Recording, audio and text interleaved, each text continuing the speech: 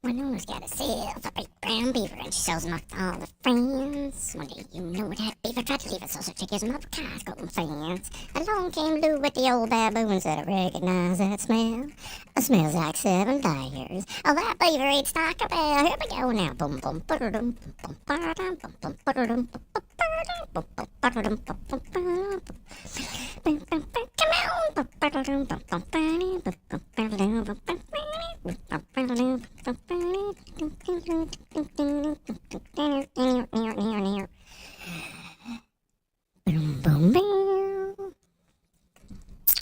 What's up, everybody?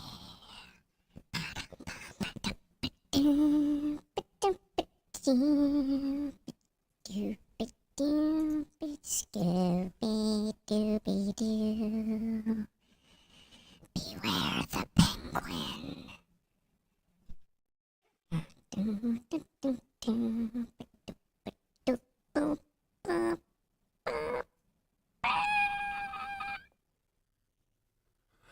What's up, everybody? Welcome to the Scruff Dogs live after Clive. How are we all doing?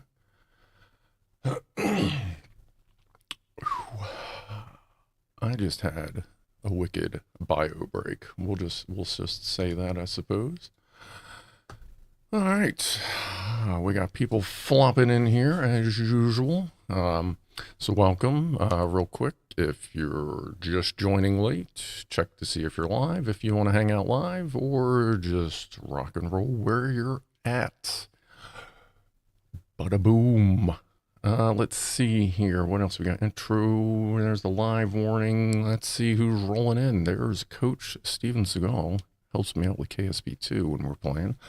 Lockwatcher's here. The early crew was here. That's Gas Masher, Phil in the kitchen, Franco Walker, and Joe Russ. Liz Edwards was around earlier as well. There's Chipmunk. Christian Harold, I'm sure, is in there somewhere.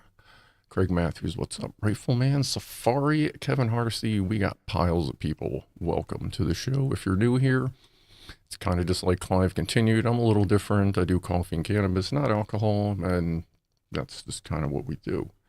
So let's start with our initial toast, as we do. A toast to everyone who showed up and who's hanging out. Thanks for stopping by. A toast to the Gaggle of Goofballs, my little channel membership thing. And cheers to Kevin and to Ukraine as well. Yes, Christian, we got it. Toast. And to Kyle for $5. Thank you, Kyle. Hello. How are you? How much for the Lego set? If you mean the forklift one, it was like, I think it's about 110 shipped. But I also have news on that we will get to. As if you remember, I had a box of coins last week. Well, we have an update on that.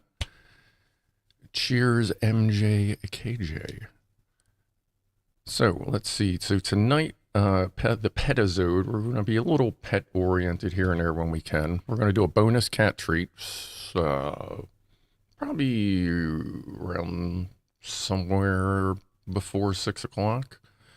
At 6:35, you'll meet my corn snake, which some people seem to want to meet her. She is a 17-year-old corn snake. Sorry. And at 7, when we do our CatCam, or 7:05 when we do our CatCam, we'll be featuring Fancy Feast.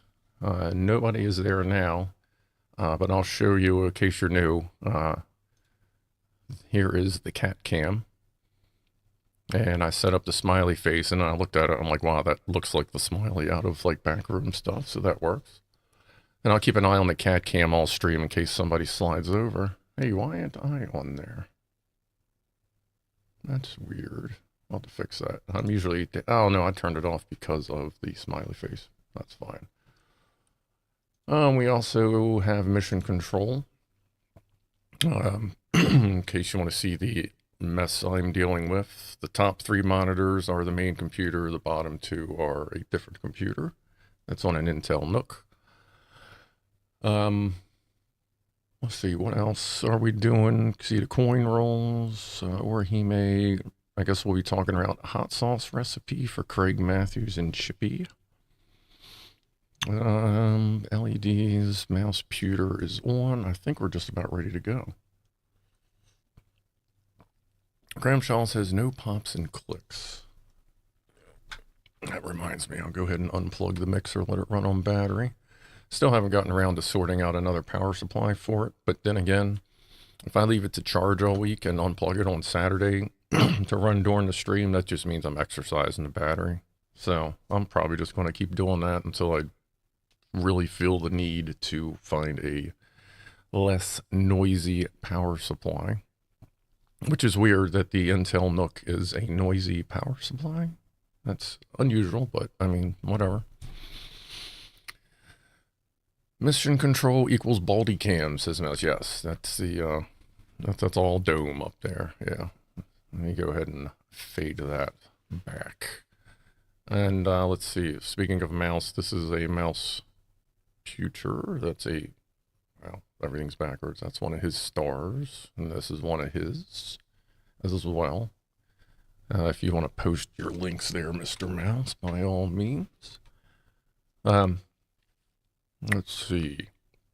Thermal view is ready. Yes, the thermal view for the ThermoWhoofle in 5 minutes is ready.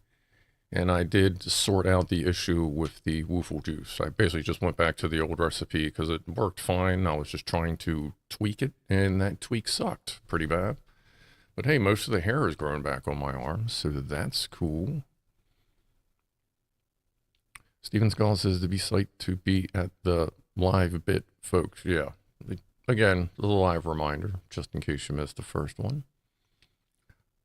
Loving the drone monster on the back shelf. Yeah, that's that's Mavis. If you watch my live drone streams, that's her. That's who you're flying with. I figure until I find other stuff to put back there, she can just hang out there for now. That'll work. If all my experiments work, then I'm doing something wrong. Well, obviously, like, if you're going to experiment with something, if it doesn't go wrong, then you're not learning nothing. Pardon me, some more of my, what do we call this, redneck mocha? But this is super redneck mocha. Like, this isn't even Folgers with dark chocolate and sugar and creamer. This is just Folgers with Swiss Miss hot chocolate mixed in and creamer. So it's like cheap redneck mocha, I guess you'd call it. The supercomputer is facing the wrong way. Well, I'm not trying to offend everybody, but I understand.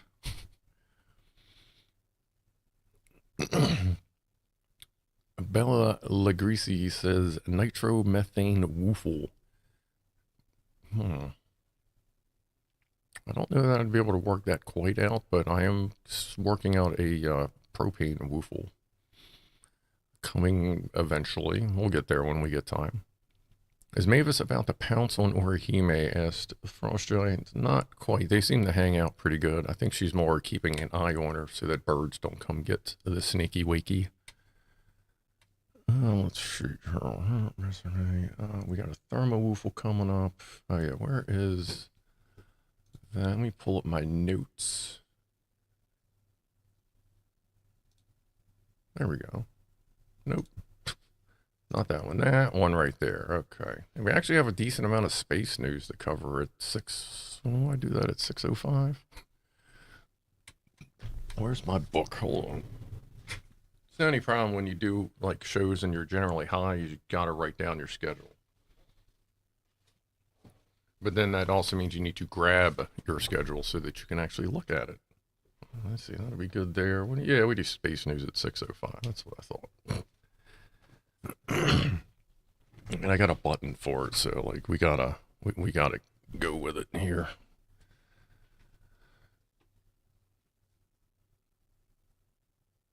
Kyle Fox likes to say that experiments don't work. They just yield data. That is true. Yeah, there is no failed experiments. There are just some that yield more new data than others. That's a great way to look at that.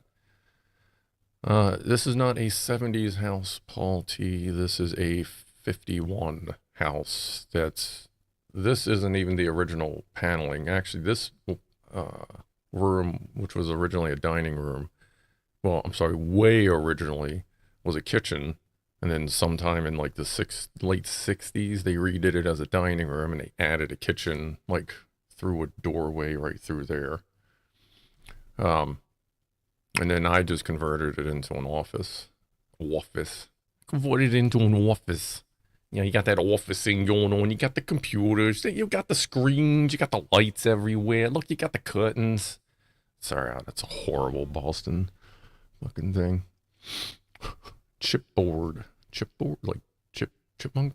Does chipmunk make board? Chippy board? The best experiments yield more people into this. Eat more people into this. I mean, I'm good with eating some people into this thing. That's fine. Man, this house is pretty old, but it got updated a little bit there. Right before I bought it, they put in a new HVAC system, which was nice. I actually used the warranty once. I've worked on it a bit. The heater they put in here was a bit oversized. So I actually had to turn the gas valve down because I realized about a month into my first winter here that the heater seemed to not run very long, but it ran a lot. So I started staring at it and seeing that it was short cycling, which means it was overheating itself because the flames were just too much. And I had to actually get a manometer for measuring like gas pressure, like very low gas pressure, and learn how to sort that shit out so that my heat would actually run. And I actually had to add at one point more ducting to get more airflow because it was still short cycling. It's freaking weird. Let's see here. ThermoWhoofle. It is time for our first ThermoWhoofle. And let's see. We have a lighter and we have a thermal thing right here. There's my other wooflers. There's the outdoor woofler and two other 40 millimeter wooflers. Well, let's get going with it. Let's see here.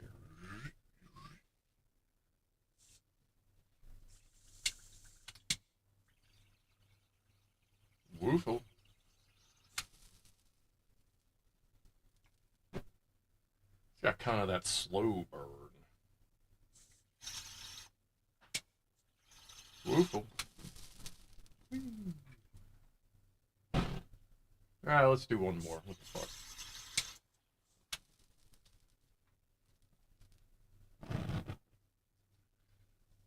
Alright.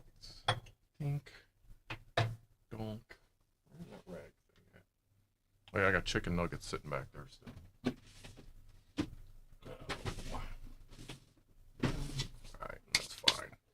Always get a little bit of soap drip over because I run the bubbles over the lip all the time on these things. Do you guys have a lock-off period so it cannot run for more than 16 minutes or whatever after it lasts to run to avoid oscillate? Do what? For what, Christian? Or Craig Matthew? What do you mean not a lock-off period? In regards to what? Zing. I don't know where Liz is. Oh, the front, right. Do you not have a lock-off period so it cannot run for 6 minutes after, for, it uses the standard 4-minute delay that, the air conditioning uses. It'll shut down for, well, when this short cycles, it will, shut down the heat, keep the fume motor running, and the main blower running. The fume motor will run for, or exhaust motor, or whatever they call it. I guess that's regional. That runs for an extra minute and shuts off. And then the house blower runs for a minute, shuts off, and then it waits 4 minutes and it tries it again. And if it fails 3 times, it shuts down for an hour and then it tries again.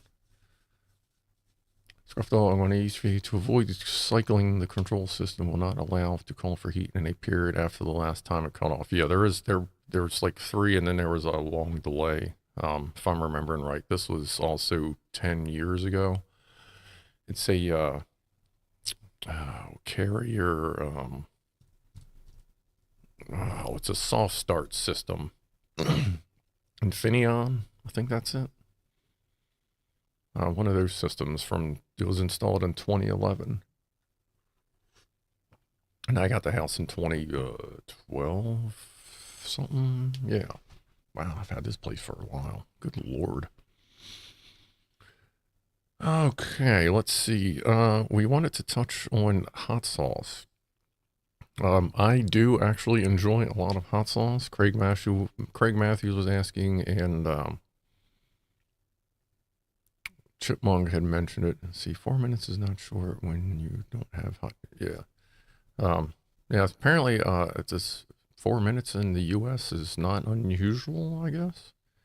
But hot sauce stuff, like I eat ghost peppers raw. I can eat Carolina Reapers raw.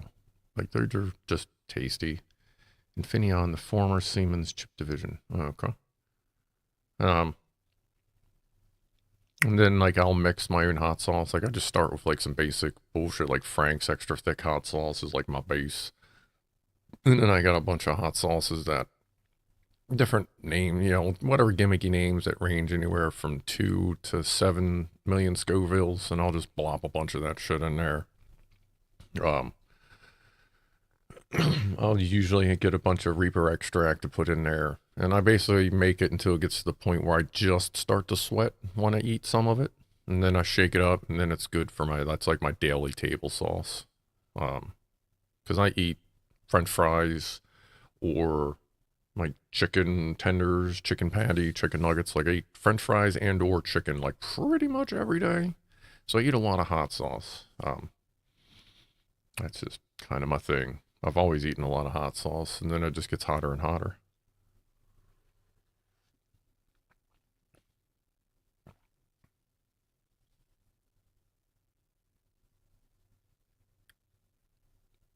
Fermented ghost peppers. What? Chocolate habanero fermented with cocoa nibs. I've had chocolate habaneros. They are pretty good. My new favorite hot sauce is Anal Angst, says Paul T. That's, there are some good names for hot sauce out there that really make you wonder, should you actually be eating that? But yeah, it's all fine. Randy 1979 Vice Admiral Tiger says tobacco sauce is pretty good. It's not bad for red water. It is not bad for red water. Redneck Atheist likes jalapenos. Jalapenos are good. I like eating those in just about anything. You get a lot of them have a really good flavor that if you put them in with the spicier peppers, you get a good flavor base on top of them, which is pretty good. I dig that. And let's see here.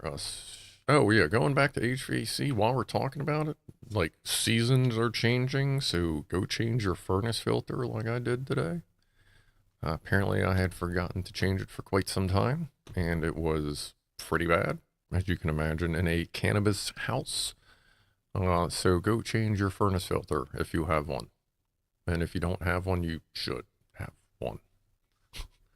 Just throwing that out there. Sorry, that was in my notes thing. So, to make sure to throw that out there. Oh yeah, and also, isn't it weird how 68 degrees on the heat feels so much different? Or like 68 degrees, when I'm running the heat at 68 degrees, it feels hotter than it does when I'm running the air conditioner at 72 degrees. Like I know it's only a few degrees difference, but I always thought that was weird. I don't know why I put that in there. I was pretty high when I added that particular note. But does anyone else notice that? Like, does anybody else notice the kind of the difference like that? And Paul T says, yeah, 68 degrees, heat to 68 and cool to 77. I can't cool to 77. That would kill me. Like 72 is a pretty good where the house is right now, the way the airflow is. Mike Haley says it might be a humidity thing. It might be. Actually, I would, yeah, because heat doesn't really kill the humidity as much, and when air conditioning just sucks it out. Am I remembering that right? And Craig Matthews, yeah, I do normally service everything every 6 months, but past 4 years, that sucked, so things got missed. But no, I actually have a piece of paper on the side of the ductwork where I sign. I keep a pen just for it to sign the date that I put on it, and every filter has the date written on it in case the paper gets messed up. And I try to put a new filter in every 6 months. I actually have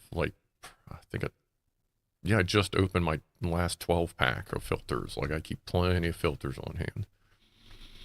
So what is this insane units? So I heat to 20 degrees Celsius and I cool to, I guess, 22, 23 degrees Celsius. But it feels flipped kind of thing. What is it here? I think it's like 40 degrees. Where the hell is my phone? Did you grab my ass? Let's see. What do we have here? It is currently, according to my phone, it is 55 Fahrenheit and Weather Channel's being a douche. 13 Celsius. So it's pretty much the temperature outside of what it normally is inside Big Clive's house, apparently. 5613 for, yeah, you got it. I know, and I learned today that 50 and 10 is the same. So now I have my next step of learning to, guesstimate and learn Celsius. So I have 50 degrees Fahrenheit, 10 degrees Celsius, 68 degrees is 20. And then I remember 20 and 30 because it's 68 and then 86 for 20 and 30. So I'm getting there. I'm working it out. I keep it, weather channels in Celsius and weather bugs in Fahrenheit. Like I'm learning that shit. 5:55, everyone. I'm gonna. Oh, I got my dab here too. I got my dab pen as well. It's got more of that wedding cheesecake in it, and I have some super sour diesel and Northern Lights for this evening. But I'm gonna have some sour diesel. Fun fact: -40 equals negative. Yeah, there's that cross right at -40, -40. That one I've known for a while, and of course 0 and 32. So that's a good kind of step because now that I've always known 0 and 32, so that 1050 really kind of fills the gap. Do I have a back scratcher handy? No, that's in the other room. I got one of the telescopic ones. 100 and 212. Yeah, that's another pretty. I feel like most Yankees know that. Like 100 and 220, 0 and 32. Oh, Chipmunk. By the way, how's my girl, Miss Joyce? How's she doing? Christian Harold doesn't do math. I don't do math head. Are you not a someone will die if I do math? Okay. See, I like doing math in my head.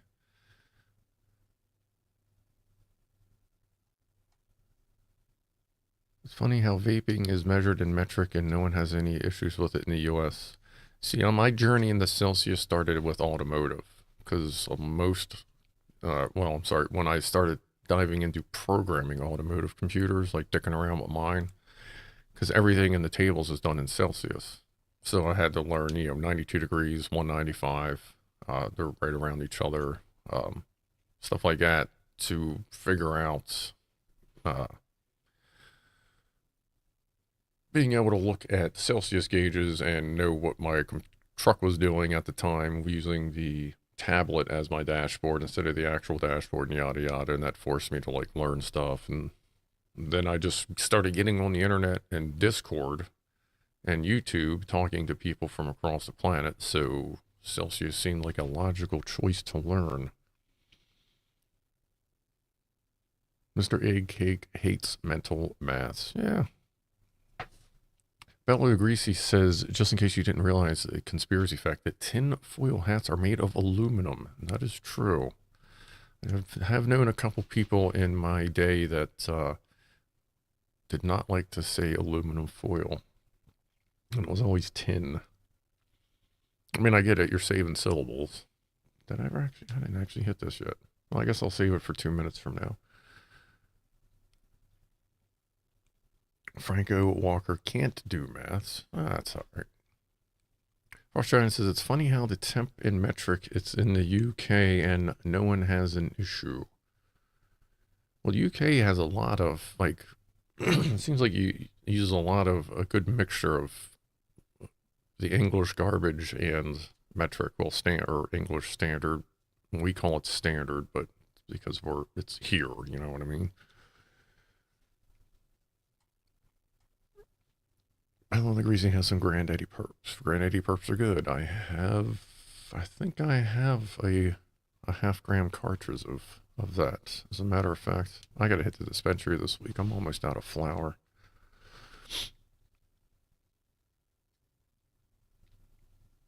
Especially Matt assistant, especially since they prefer it tenfold. Yeah, tenfold.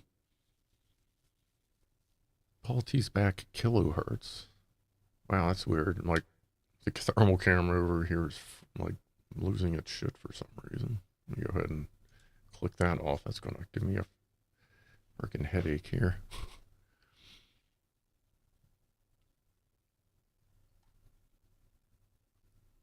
Kevin Hardesty, I just have a hard time relating to outdoor temps and metric. Yeah, that's my biggest issue. All other metric is fine. 25 sounds below freezing point and cold. Yeah. That would be my biggest thing to sort out. Paul T, does the thermal camera have white balance? It doesn't have shit for balance. It's basically, all it does is it can give you different color spectrums. But there's really not much you can tweak on it as far as what it shows you. All right. Kyle Fox says, bakers and the baked almost always out of flour. Yes, yes indeed. What are we going to do with toast to besides Kevin in Ukraine? Because we know how that goes, don't we? I already beat you to a question. Yep. Oh, and hey, Liz. Hey, Liz Edwards is here. You missed the first woofle, so we'll go ahead and toast to Miss Liz Edwards, the queen of fire and also the queen of the gaggle of goofballs. So, Miss Liz Edwards, a toast to you. Welcome to the stream. Good to have you here. And to Kevin in Ukraine.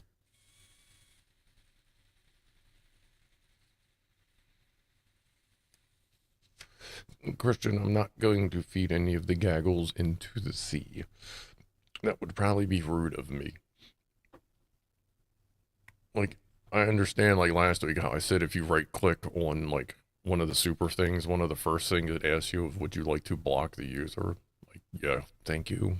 Let me block you. It's weird. But no, but what if you want to be fed? If you want to be fed, I mean, if we're going to do that, we're going to have to get everybody together and build a trebuchet to fling you out into the sea. And I have a feeling that many other people outside of the gaggle would probably volunteer to help with that as well. It's the sea monster named Kevin. We can name it whatever you would like to be shot out to be. We can even get someone out there to spray paint Kevin on the side of the Kraken. And then we will, how big of a trebuchet could we make to fling Christian Harold out? Like, I've only seen tiny little, like, desk-size ones. A trebuchet and a bungee cord. We could give him, like, little wooden wings, like you see on that old school, like, you know, the dude falls off the cliff. Maybe with trebuchet speed, Christian could actually get some gliding going on and just cruise right down towards the Kev monster. Oh, let's see here. What we got? Oh, let's cover the coin thing real quick before we get into space news. Can we buy Sealand? I thought like they stopped the sale of that. Sealand, if you don't know, is the, like, I forget exactly, wasn't it? It's was a military post just off the coast of somewhere in the UK. that some dude like kind of took over years ago. Is that thing still there, or did they finally kick him out? I don't actually know what happened with that one. Two trebuchets and a split down the middle. All right. I mean, we could get Christian and like, I'm sure we could find someone else and just try to trebuchet them together.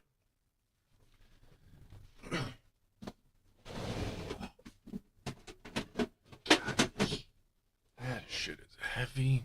All right, I'm gonna have to use the Woofle cam for this because I ain't trying to pick this up.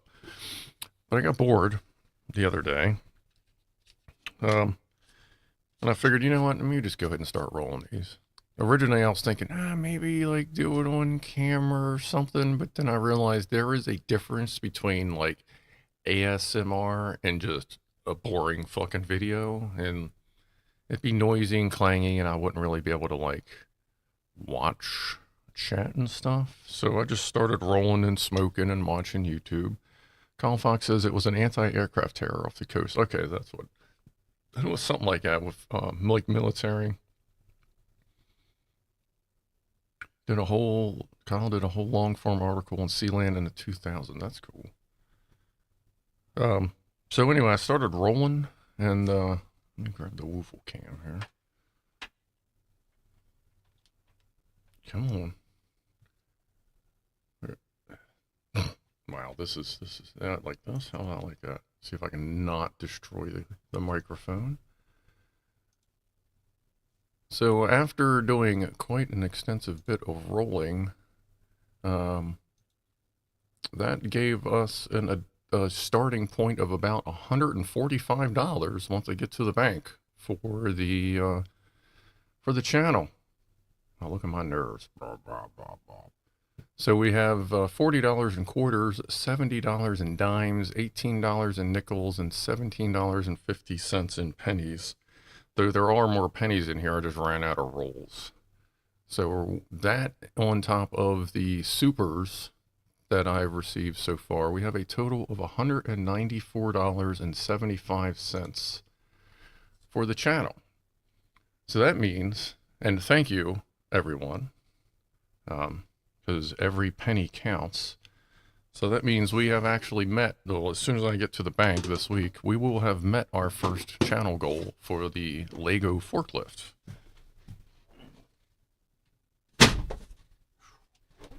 That is heavy. So that will get ordered soon, but I'm probably going to wait until, because at this point we're going to do the space station. That's going to be like next week. Next Wednesday is we're doing Pompey Playland Chapter 2. Oh, right. I went ahead and I took $10 out of the coin and bought the paid version of Poppy Playtime. That's the one with the blue monster, like the evil looking Elmo motherfucker. So I actually bought, $9.99 out of the channel coffers, went into that. Because that seemed like some people did want to see that. So that'll be this Wednesday, and then the following Wednesday, I will likely be doing the Lego International Space Station. So that'll be in like 2 or 3 weeks. Or if anything gets too weird, like the first Wednesday in November or something like that. So since there's going to be a delay, I'm going to wait until Black Friday. So hopefully the Lego forklift will be on sale.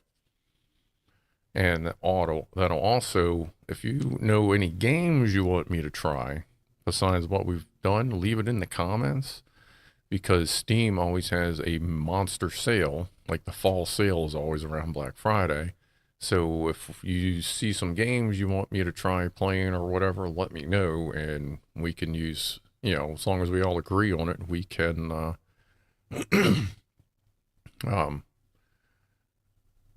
get some games cheap as well on Black Friday. And no, Frosty and I'm not aware as whether or not I was an accountant in a previous life, but I'm pretty good at math, so.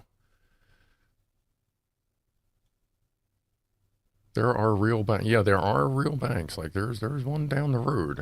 It's a little weird when you gotta walk into one. You just kind of look around.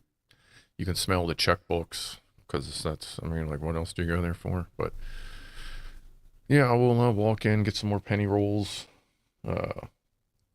for what's left, and I'll probably take what's left in the pennies, which is probably maybe $5, and like go get something to drink. Maybe go buy a burger. Something to cleanse the having to go out into people land and deal with bank people and Scarflow, do you have a real life version of the forklift to compare the model to? It looks roughly like a Heister H360 HD2, like 1 or 2. Yeah, probably more like a 280, slightly smaller chassis, but like somewhere in the HD series of Heisters, because it is yellow and in black. So it kind of looks like my brand, which is like why I was looking at that particular one. And if you're not sure what it is, it's in the channel description, or if one of my mods want to post it, because I don't have a easy way to get to that link right now. But it's I found it on a usablocks.com, I believe it is, in the channel description. And that will seem like a good site, like a pretty legit site, so I'll be getting that, and maybe we'll find some more cool stuff on there. Balti asks, is it illegal to melt down pennies for the copper? There's not much copper. It's mostly zinc at this point. And it is federally, as far as I know, it's still federally illegal to destroy anything that is considered currency. Oh yeah, space news. Let's see, we're about 4 minutes late on that. That's fine. No links in the channel description. Who knows? It's usually like it's mixed in there. Let me see here. Give me a second. I'll find it here. Just so people know what we're talking about.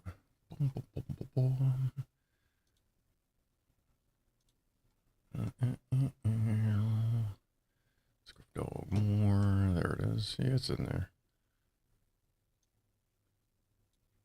But it's not. You gotta actually click on it to get the full link, and then copy that, and then this is what we're talking about. This is what I would like to put together after the International Space Station. So we may be working on that, like, you know, if we get it on Black Friday, we can put that together, or like sometime in December, something like that. All right, let me close that, click that. Okay. Oh, there we go. Steven got it too. All right, so space news at 6:05. Scruff in space.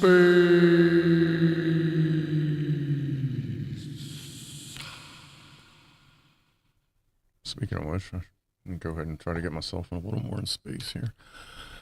Let's see. I didn't get a chance to look today, but on Thursday, Ingenuity, our little buddy right there, that is the Lego Ingenuity by the Lego Perseverance, was supposed to try and break another record on its 60-second flight, trying to get up to 10 meters a second on flight speed to really zing it out. So I'll have to see what's up with that. And Paul, do you save? Oh, that's a good idea, Paul. That's not a bad idea. Let's do a poll on change. Do you or have you? Because I'm probably not going to save change much because I don't use it anymore. But up until basically now, I have saved change. Do you or have you in the past saved change? Let me coin change. Yes, no. Only the weird or unusual. There we go. There's a good third option.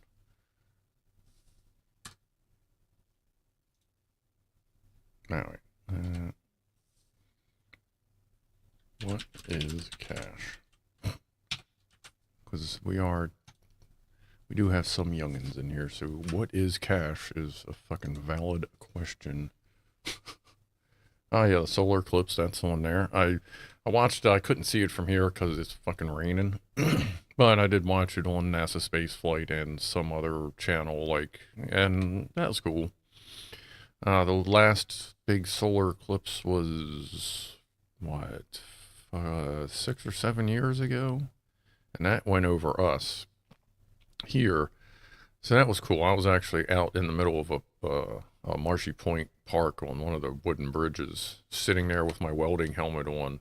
I stuck it in grinder mode, and I just adjusted the shade dial until it kind of dialed in at a good spot, and I just like sat there looking like a fucking serial murderer in the middle of the state park with a welding helmet on. But turns out a couple people were like, "Hey, can I see that?" And I'm like, "Yeah, just don't put your head in it. I don't want your sweat on my sweat." But no, that was pretty good. So yeah, tip, like if your welding lid has grinder mode, which means it's just on, like stays dark, it's good to use for staring at the sun.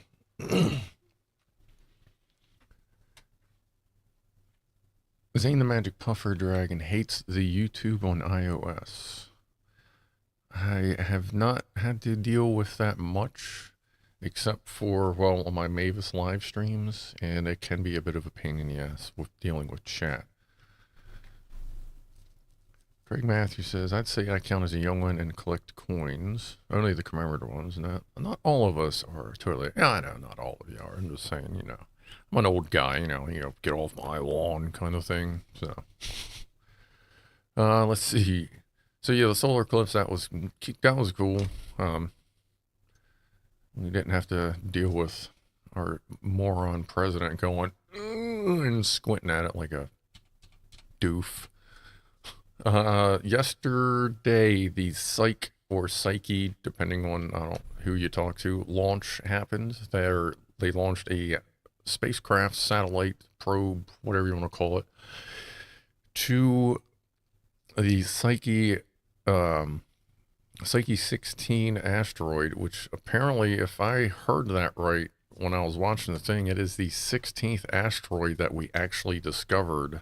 I forget the lady's name that discovered it, but apparently it's the late 1800s we've known about this, and recently we've discovered that it will most likely be a planetoid core, like lots of iron. But they're sending it out there. It's going to get there. I think what they said, it was going to hit Mars for gravity assist in 2026, and then get to the asteroid planetoid-y thing in 2029. And apparently also, while it's out there, it's going to test a new type of laser communication, because the deep space network, as we're sending higher resolution and better instruments, we're having more and more data we need to send back. And apparently the deep space network, which I actually don't know much about, I feel like I should learn more about that. But apparently, we're sending 4K over a fucking 28.8 modem for comparison's sakes. So they're going to try a new laser communication system that's actually going to fire at one of the telescopes. I forget the name of it. Might be in Brazil? Because it would make sense to be near the equator.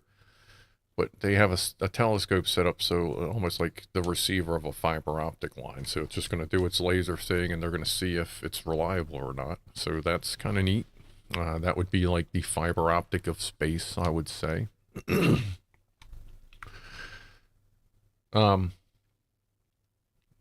Grinder mode. XYZ Groff. Grinder mode, is that for making pics in one's grinder profile? I suppose you could use it for that if you needed to. Craig Matthews says, frickin' lasers. Yes, indeed, we may be communicating with our frickin' lasers. Deep Space Network has HBO and the Weather Channel. You know what? I feel like at some point I heard or learned that they have some channels maybe in the ISS, but beyond that, they probably don't. Colfax says Chile has a lot of optical telescopes.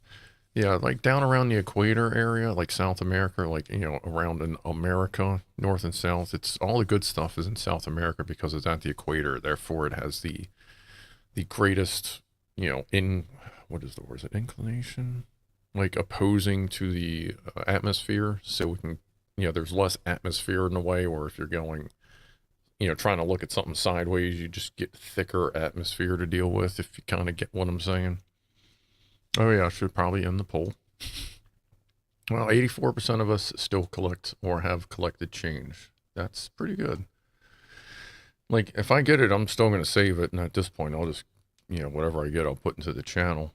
Like I was talking about a week or two ago, like the only cash I carry is for the dispensary tips for my bud tenders. And like, yeah, that's the only thing I use it for. Hey, look at that. Let's see what happened there. Must have fucking had a thing. Hold on a sec. Let's go to CatCam. Oh, this happens every once in a while. The phone's kind of weird. No, and it just kicked back in. I don't know. Okay. Because it just needed to be re-kicked in. I'm using that is an HTC U11 cell phone with Droid Cam OBS on it. And it's running a really old version of Android, so it doesn't surprise me that it's flaky. Alright, let's see. So we got the Ingenuity. Oh yeah, we are going to have to do another poll while we still got a bunch of people here. Another poll. So it seemed like people were really digging on the thermal fuzz butts. That was like an early access video. But some people also dig the work stuff I'm doing. So I'll go ahead, since most of you here are probably subscribed, I would say. Do we want to do a fuzzbutt video, a thermal fuzzbutt video next, or something from my work next? And if you don't know, I am a material handling technician, aka forklift mechanic, and I do a lot of easy stuff, simple stuff, some complicated stuff, a little bit of hydrogen stuff. So we'll just go ahead and do that.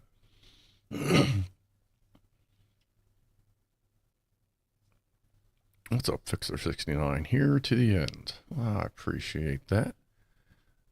Oh. No, we'll get to that later. Okay. So let's see. We already talked about Psyche, and that was launched on SpaceX's Falcon Heavy, the big triple rocket that's basically 3 Falcon 9s duct taped together. So that was cool. I always like seeing a Falcon Heavy launch, and apparently they're going to be coming up steadily, getting more and more, because the U.S. Space Force and the NROL, it's at the National Reconnaissance something or other spy agency, people are using SpaceX a little bit more now. So that's cool. Osiris Rex. So a couple of you had mentioned the movie Andromeda Strain. So me and my homies, we watched that last night. And I gotta tell you, I was watching that, and as soon as it showed up, I went, holy shit, that looks just like the Osiris Rex return pod, a return capsule thing. So yeah, that's an interesting, it's a great movie. But it was interesting when I saw that, and I went, that looks like the thing that actually just landed. Shit. So we'll see how that goes. Other than Osiris Rex, like, it had so much stuff in the pod that it was so much on the outside that they actually got to do like pre-testing to get an idea of what they would find inside, and like apparently it's going what would be the word, swimmingly well for the team, which is awesome. It's always good to hear. No cats at the CatCam, but we'll see them soon enough. But so the Osiris Rex mission went well, and now it is Osiris Apex as the probe is going off to see another. Ooh, there was a 420 there, Jack Attack. Yeah, I'm gonna go ahead and double. Hey, you know what? Hold on. Let me grab the pocket dab there. This is the wedding cheesecake I have. I still have about probably 3/4 of a gram of it left. So cheers again to NASA, JPL, and all of the space people, IRS, the ISRO. You know, I'll even cheers to the Roscosmos because they're trying. Like, there's the leader of it is still kind of douchey, like trying to stand up like he's a big man. But once you get past that idiot, everybody else seems to be working together. So, you know, cheers to space agencies across the world.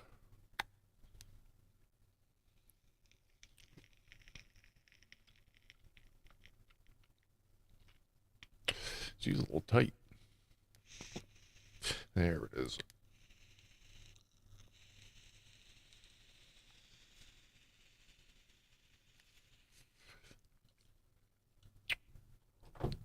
And Starship, down at Starbase, I don't know if you, depending on how much you pay attention, they just had a photo shoot for the Cybertruck down at Starbase where they're working on the big motherfucker rocket that SpaceX has been testing, like the one that curbled on 420 and blew up.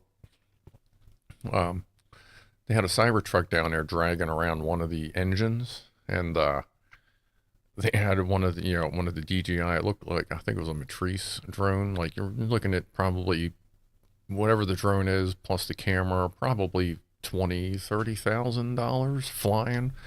And apparently the pilot wasn't paying attention and fucking just flew right into the drone, or right into the exhaust nozzle of the Raptor engine while the Cybertruck was driving up the road, and you just saw it go ping, arms flying off, it hit the ground.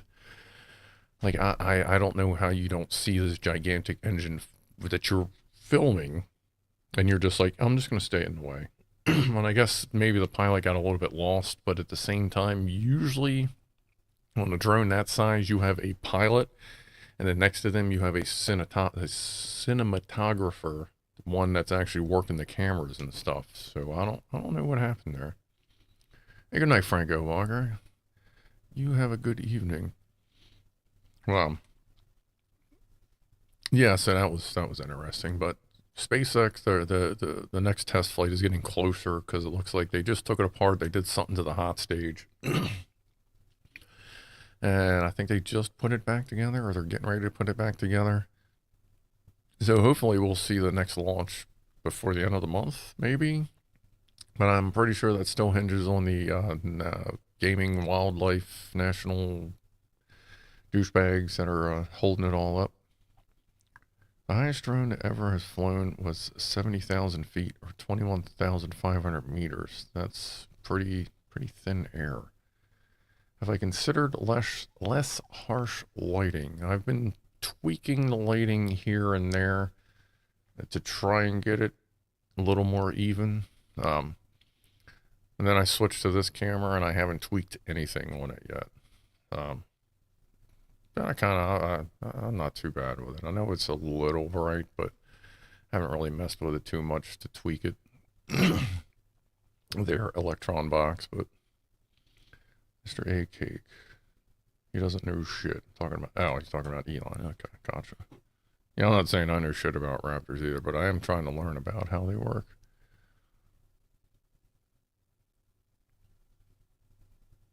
And a drone losing spatial awareness is easy enough not to be able to know how far you are from things. Yeah, but man, they were really pushing it if they were going for that sweet shot.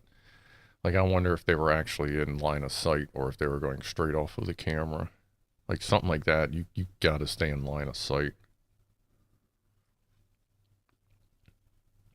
A more dim background. Yeah, I'm just trying to figure out how I want to do this, and I do have more tweaks I want to do to the lighting, but I was just trying to get it bright enough so that it didn't suck in here. Oh yeah, let's see. The next one, you would like forklift stuff. Okay. I know what I'm going to do then. I'll probably, so that'll be out in like a week and a half. because that'll be the next Wednesday. I'll do something from work, and then after that, I'll do another thermal fuzz butts, like an extended thermal fuzz butts. I have a couple ideas for that. No, I do know. I do know that I need to kind of fix the lighting, but yeah, we'll see how it goes. I'll sort it out. Was he trained to fly drones by the Russians? Maybe, Frost Giant. It's an absolute possibility.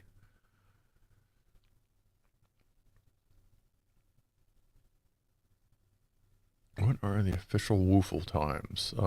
At the half. So in like a minute and a half is our first VertoWhoofle.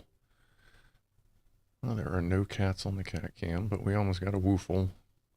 And then we'll, wrong hand, then we'll meet the snake at 6:35. See if the woofle cam is good. I've been bonking into it a lot.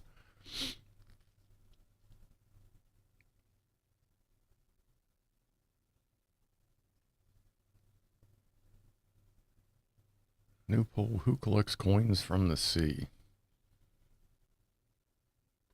We can do that here in a minute, sure. I have a couple coins that I found just like dicking around at the beach. I've never like tried to drag actually I've never owned a beep metal detector. I've always, it's one of the things I've always wanted when I'm a kid, since I've been a kid, and like I could get one now, but I feel like at this point, I don't know how, there's so many freaking less than desirable and over douchebaggy people out there, both male and female, that I don't know if it'd be worth the headache.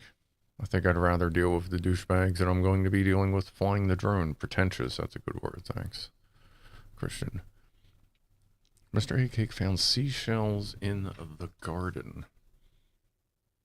Like big ones, or like could it come from like a bag of fertilizer, since like Happy Frog and them make a ocean-based fertilizer. What is that? I forget what that one's called. But I used to get Happy Frog for my when I was growing the pot. Let's see, camera and fade. All right, and there you can see the soot mark. Just kind of leaving that as a where are we at here? And right, I guess right.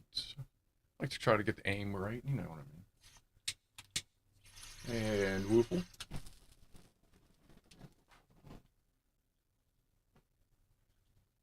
Let's see. Actually, do it a little bit lower. See if we can get that good with that smoke ring view.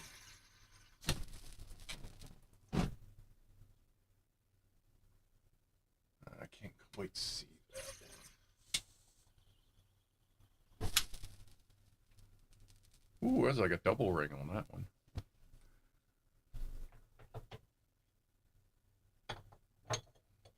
Yeah, I got the I have the exposure locked this time, so it should have shown up a little bit better without the camera losing its fucking mind. And I decided to set it on darker so that it was closed a little bit more, so that it was a little more visible. So I think that worked a little bit better. I'll have to go back and compare last week's to this week's. I think I need to do another design with the woofle to have a liquid, like a dry catch, to keep some of it from coming down over. Graham Shaw. All right, woofle done. Got to get to bed. Be up at 5:30 in the morning, and it is 11:30 now. Good night. Good night, Graham Shaw. Thanks for hanging out. I'm going to have some... Wow, I'm going to go ahead and just finish off my coffee. And we will be meeting Orihime in just a moment. I've had her for... I guess since she was 3 or 4 months old. And she used to actually travel with me, as well as my other snake back when I was a steel rigger and traveled the country. Since you couldn't take like cats and dogs, like I still wanted a pet to travel with. So I brought a snake and nobody ever complained. I'm guessing since it's all self-contained in a glass tank and I would bring it in. Had big ass metal clamps on it that were very obviously like heavy duty and not letting shit get out. And on the occasion that I would let housekeeping come into the room, and never had a problem. Can we get a thermal shot of Orihime? I don't think that would be a problem. I can get that queued up. Guess we can kind of watch her warm up as she's noodling around. 12-hour time or 24-hour time? Yeah, okay. Actually, I can come up with 4 things for that. Let's see. 12-hour or 24-hour time? 12-hour only. AM/PM. 24-hour / military. Time. Add option. Both.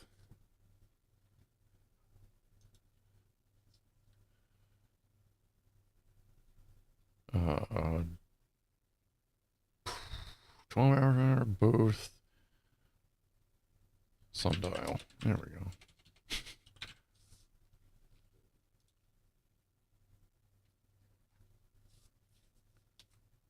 What did I work on steel-wise? I did all the rigging installs for like acting type theaters, like stage theaters.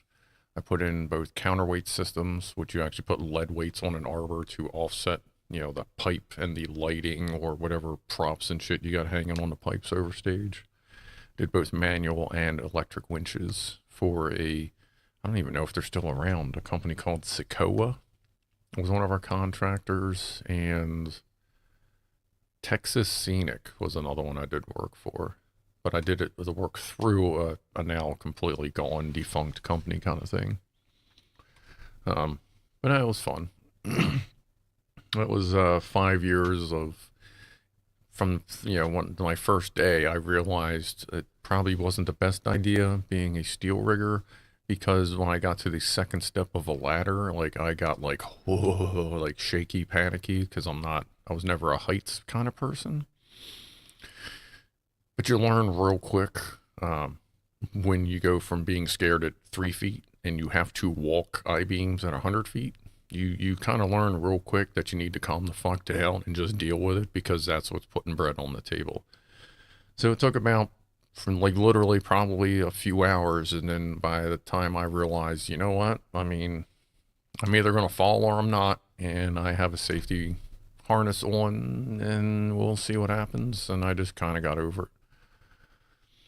And now you work on height access platforms, and now I just work on anything. But yeah, like, I mean, now I can, like, you get me like a 160-foot JLG super boom or whatever, I'll stick it straight up and just gaze upon everything at 160 feet up. I just kind of don't care. And you figure if a machine is made to go that high up, it'll go that high up, you know. They're not going to build it to not, and it'll have safety systems in it to protect you. But yeah, that's whatever. Let's see. It's still moving, but most people prefer 24-hour time. Or both. I pretty much use both, but I primarily use 12-hour time. But if I see 24-hour time, it's just a whatever. It ain't like I see it just as easily as I see 12-hour time. Do I go to Clive to a max height and zoom around? Nah, usually not. I'm usually not in a place where I can zoom around, because if I'm maintaining it, I'm usually in a spot that's barely level enough to let me get that high anyway. But I usually, well, some of you use a sundial. That's good. All right, we end that. So that's 24. All right, let's see which Orihime is up to. I'm still considering as to whether or not I need the headphones, but I do like it as a reference. even though I don't need to hear anything else. But yeah, I don't know. Let me go ahead and grab her. Let me go this way with the chair. Where is she? She is under her water bowl. Like right in there.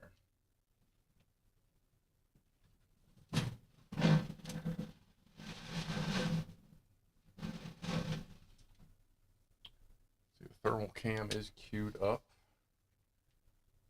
Move that over by the coins. Where can I stick that? I have to stick the water bowl somewhere level. Ish. Wow, not there. I guess I'll just put that on the floor. Come in, girl.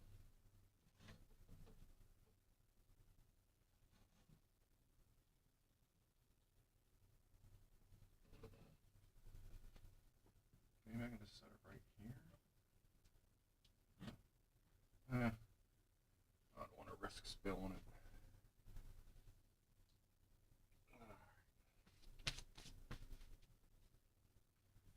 And I like to get her attention with like a snake stick, just to let her know they'll be poking, and then she's usually pretty good.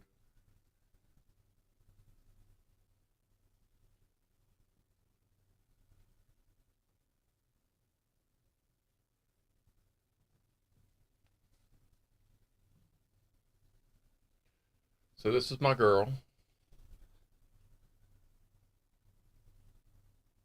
She would like to say hi, obviously. See if we can get it in focus. Like I said, she is 17. She is a senior snake. She shed like 3 weeks ago, so she is still doing well and healthy. And I don't know if you can see it, but her skin is getting a bit of a sheen on it. So she may be shedding again in a couple weeks.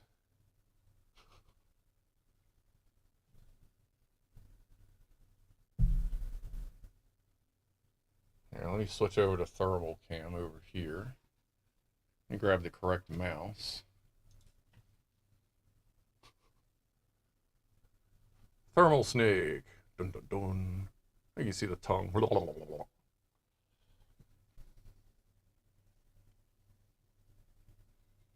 She is the last snake I have. Oop, over here.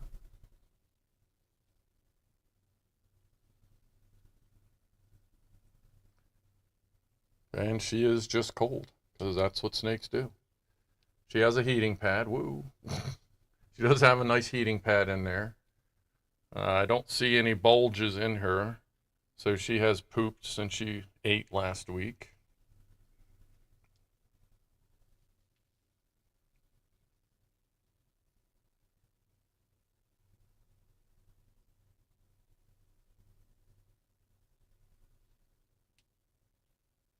But she's always been a really docile and chill, not so danger noodle. Let's, whoop, bam, clang, drink. Let me switch back.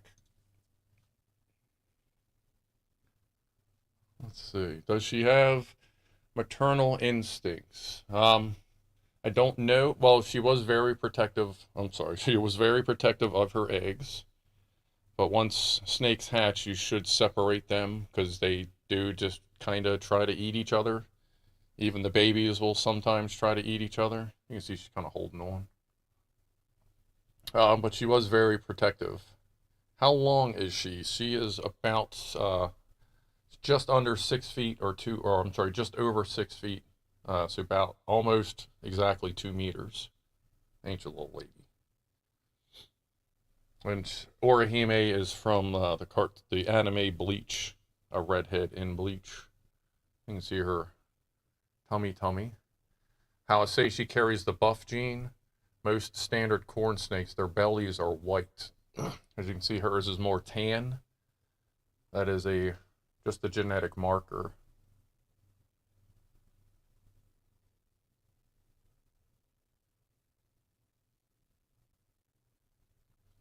But she's chill. Do snakes get disoriented in midair? I don't think so, Christian. Paul Norman says she is cool. Well, she's kind of cold, but yeah. How often do you handle her like this? Not a whole lot. Probably just, it's, for a while she didn't get handled just because of the situation. But at this point, I'm handling her about every 2 weeks. And it's usually I'll feed her, wait 2 weeks, because then she's full, she's docile, she's chill, she's pooped. Because I have handled snakes. Oh, I keep talking at the camera and not you. But she, or not her, but I have handled snakes. And actually, I think she did once that have pooped on me because I handled them too soon after they ate. My old ball python would actually just go to sleep around my neck. But she's always been really active. So I don't know if she'll hang out or just keep crawling. She wants to get on the mic.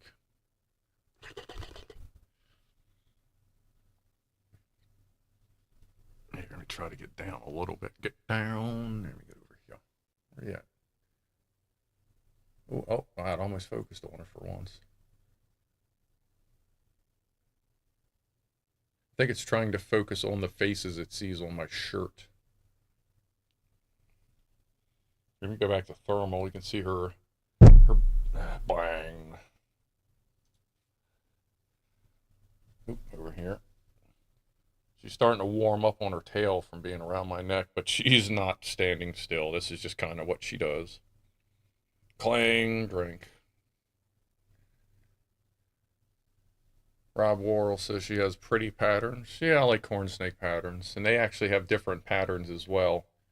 You can get different patterning. Like I had a butter motley, and the motleys, if I remember right, were more spotted than, like, these are more like saddles, and the motleys, if I'm remembering, were more spotty.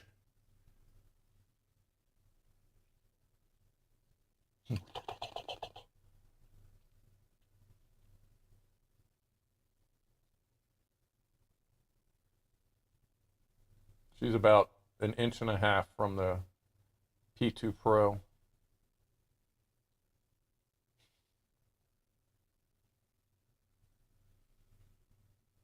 Let me switch back. She's starting to warm up. Surprised she isn't moving around more. She doesn't know she's a superstar.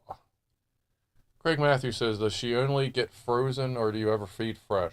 She's had fresh mice in the past, but at this point she only eats frozen just because I don't want to risk um, a mouse hurting her since she's older and has no really need. She's never had a problem eating.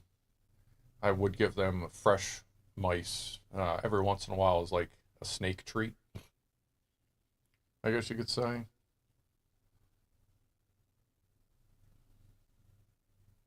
Frost Giant is tweaking their nipples over the, and that's just fine. Looking to see if you leave warm heat prints on her. Not really. She just kind of gets warm all over. It's not, I guess since basically her blood is cool, helping cool her skin, the heat doesn't really last that long on her in like a spot. The record for oldest corn snake in captivity was 32 years, says Electron Box. That's crazy. You never know. She's pretty happy. Looks like she may be getting ready to shed again, so that means she's healthy. Snakes don't shed if they're not healthy. Where are you going, girl? I'll make a community post this week of what some people call a nightmare picture that I took of her once. That you can see how snakes can climb doors with nothing else there, just the door.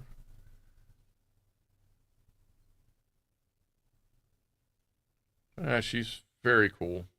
She's definitely not a danger noodle. She's just she's a happy noodle.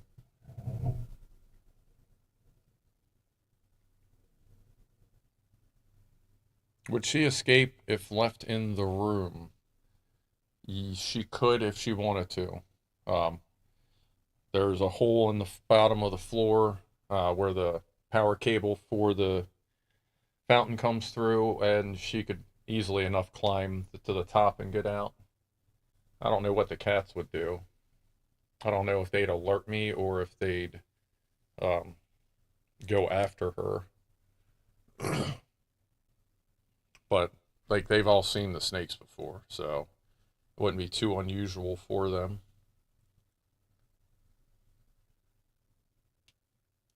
A boop noodle? Yeah. Boop. Oh, wow, you didn't even see that here. Like a boop. Boop. All right, say goodbye. You give everyone a here, I'll give you a thermal before we go. And when you're handling snakes, one, make sure you don't smell like food, be it their food or our food. Because if they smell something nice, they may go for it. And just move slowly. Don't be in a hurry if you're gonna. Don't be in a hurry if you're gonna handle a snake. Because if you move too fast, they may perceive you as a threat, and even the floppiest, friendliest noodle could accidentally bite you.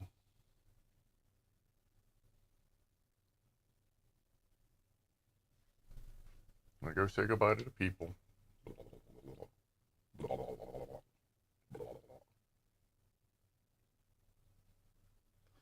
Alright, let me put her water dish back in. Alright, let me switch this back.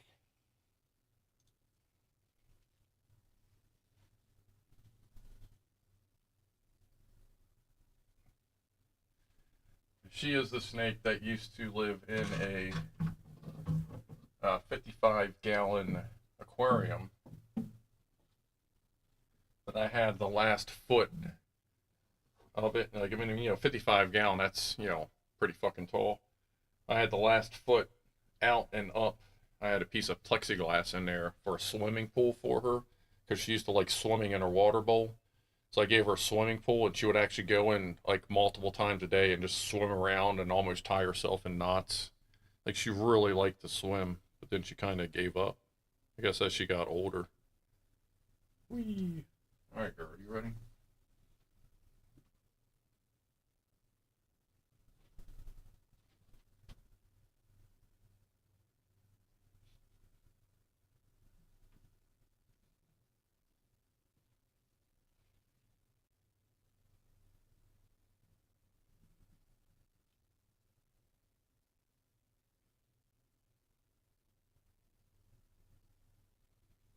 And at this point, since she is a senior snake, she gets 2 large adult mice about every 5 or 6 weeks, unless I see she's out like obviously hunting.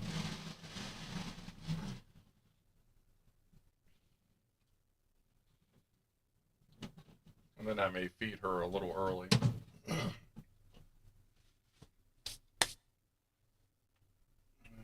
All right.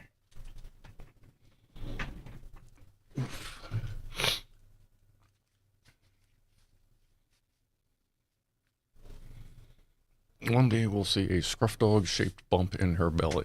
Now that would be the 9-foot boa constrictor that is, well, out in the backyard because she passed on years ago. But like when I handled her, I was very careful because she was 10-inch, like a good solid 10-inch, like in diameter. So what's that? Like that's a lot of millimeter, a lot of centimeters. What's that? About 25 something, 20 centimeters, something. Like she was big. Like she could have choked me if she wanted to. Craig Massey wants to know what headphones these are. These are just Razer black something V2s. Like they're nothing special. They're just gamer headphones. Black, what the hell are they? Black something V2s. I don't know, but they're all right. Yeah.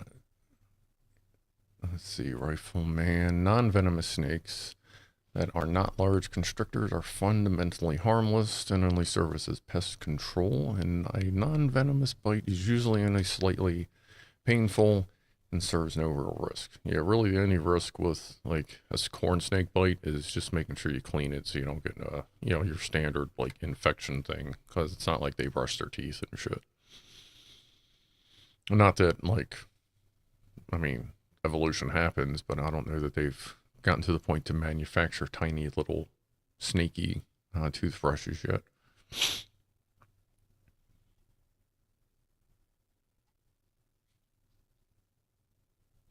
The inch is defined in the US as 25.4 millimeters. Just don't tell the Trump is right. Did you snuggle the Mega Danger Noodle or not?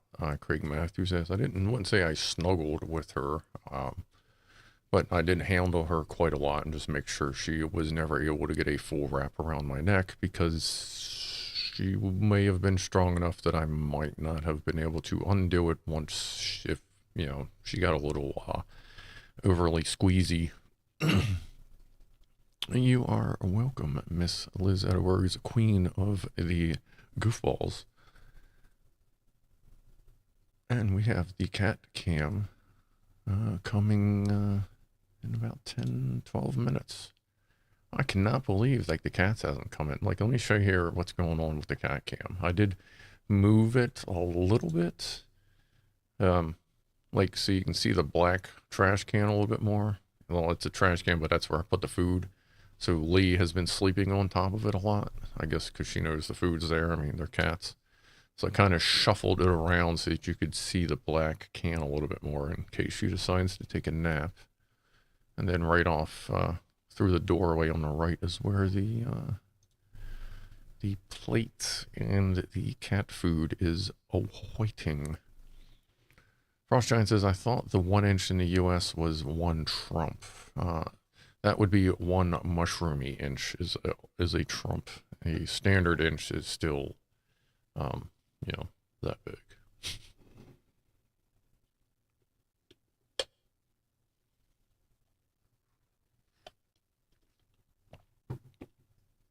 Has she ever taken one of your fingers as prey and tried to swallow it? She has not. That asks XYZ Zigroff. I think she bit back of my hand once. And that was, I mean, anytime you get bit, it's your fault. Like, it's not their fault. Snakes do snake things. It's up to you to be safe. So she like nipped the back of my hand once. Wasn't a big deal. Her boyfriend did the same thing. He bit like my index finger, and he bit it like halfway up, and he kind of did like the trying to eat it thing, but like he couldn't do anything because it was halfway up. And then I had my ball python try to bite my leg and ended up just literally eating my shorts, like biting my shorts and going because it was not what she was expecting at the time.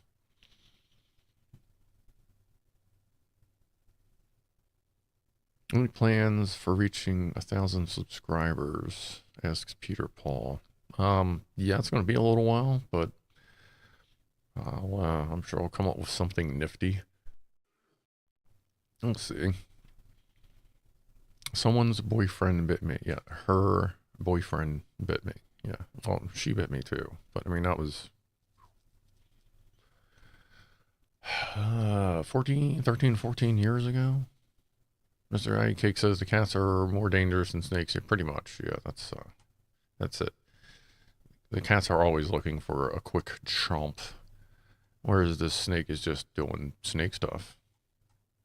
Mr. Ice Cake says owls are cool. Yes, owls are cool. I do enjoy, like, there has been occasions where I've gone hiking at night just to listen to the hooty hoots do their owl thing. I used to know a couple spots, like where I knew the owl's nest. Like, wow, I knew I was within probably 20, 30 yards of an owl nest. So I would kind of hang out in that area in the evenings and wait for them to come out, and then I'd hoot back at them. I actually had an app that had different owl hoots, and sometimes you could get them to hoot back and forth. And then after a couple months of doing that, like maybe once a week, the owl actually came and found me once, I guess, to figure out who this other cyber phone owl was, and they flew, let's see, about 15, 20 feet over me, like coming down at me to see what's up, and then pulled back up and landed, well, I guess probably 30 feet behind me and just staring at me. So that was cool. I dig owls. Ow. Hootie hoots. I dig hootie hoots.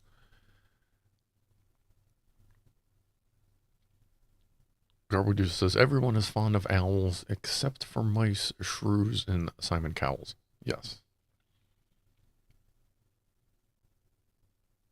Chipmunk has got to pet a barn owl. That would be cool. Barn owls are cool.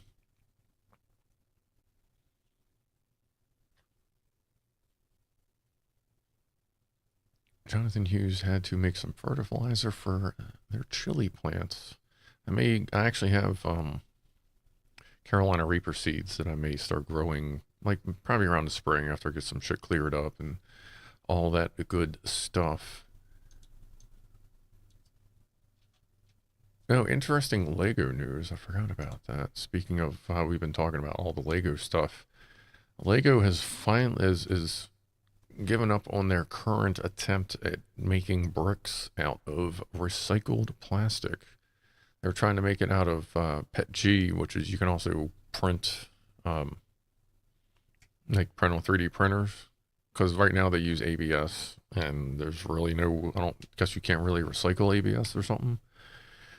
Or maybe it's just a whack process, but they were trying to use recycled bottles and stuff to make Legos to replace the current line of Legos, but it turns out the process of collecting, melting, shipping, and we're having to completely retool their factories would create more of a carbon footprint for like decades than just leaving it as it is and trying to find an alternative. So recycled Legos, we gotta wait a little bit longer. But now they've pledged to, at the very least, be negative carbon emissions by 2050. I mean, I know all the companies say they're going to do that. 7 p.m. Thank you, Jack Attack. I know all the companies say that, but maybe Lego is actually going to try. They seem like they're kind of the good people. Are they Finnish, I believe? Finnish company? Craig Mather says you can recycle ABS, but it's just not a massively common polymer, so not much supply of it to recycle. Yeah. Let's see here. Oh, right. Yeah, 7 p.m. toast. Oh, I'm getting ready to go do cat stuff. That's 5 minutes. So our 7 p.m. toast to the Gaggle of Goofballs, my channel membership thing.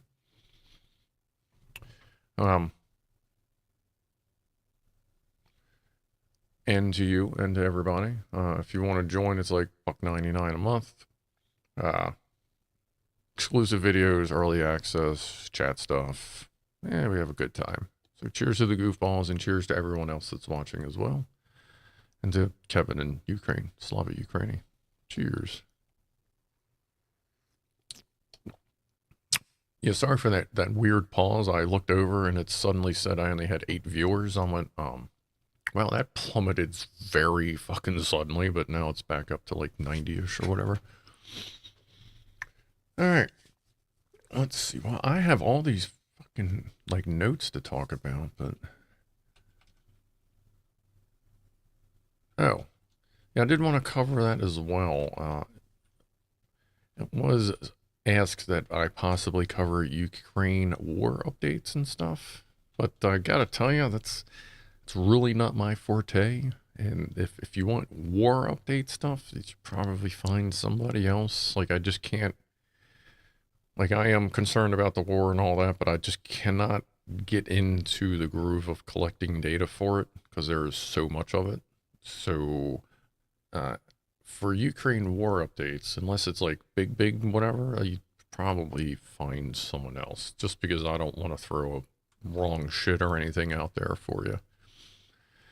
Or, nothing. Yeah, I'm not going to fake the war updates. Yeah. Like, I can tell you, like, the one guy I watch, he just gives kind of specific updates, and, like, it seems like they're doing good. So, And I know, like, with now the shit with Israel and Gaza and Hamas and all that, that's a whole new fucking thing going on. Like, people are losing their goddamn minds.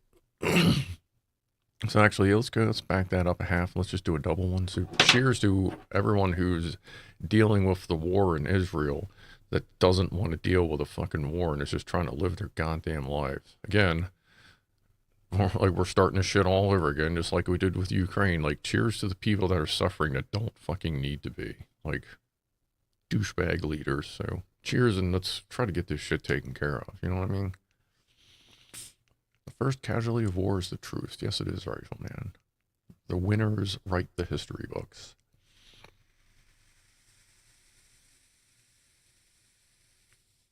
What's up, Herbert Drowser Fancy? I don't believe I said hello to you yet.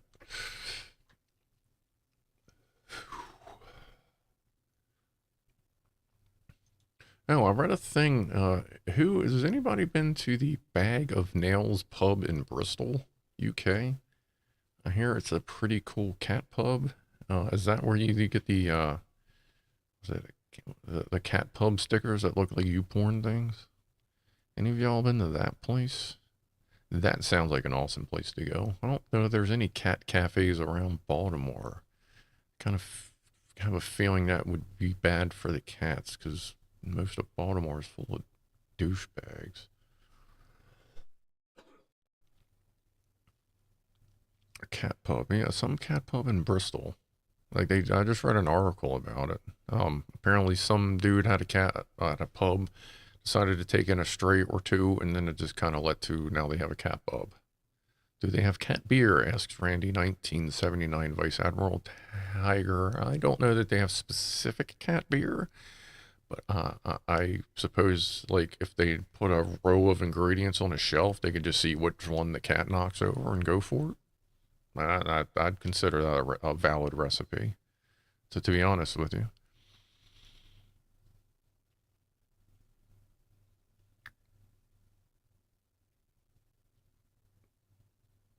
There's too many wars about, says Mr. A-Kig. Yeah, so it's like I thought we were done with all that shit. And how dare we call ourselves civilized if we still have to deal with all that dumb shit. Oh boy. I'm still trying to think of something to do with this wall before I go out to the cats. It was suggested maybe like viewer stuff.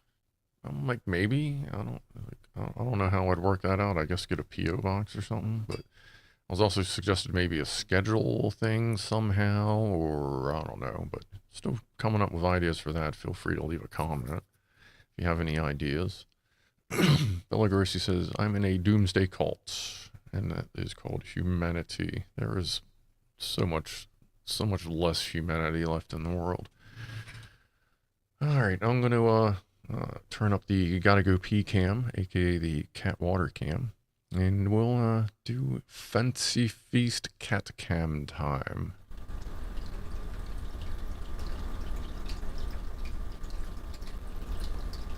And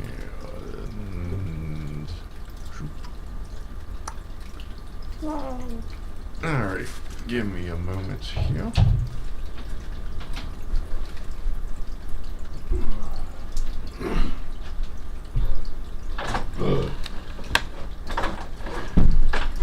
I'm going to dish it out in the kitchen.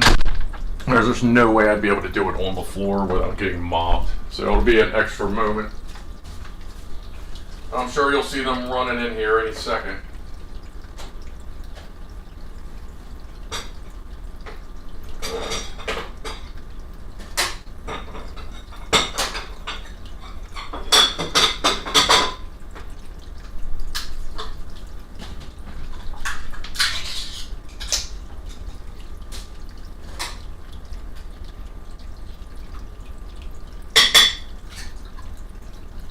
What's up, everybody?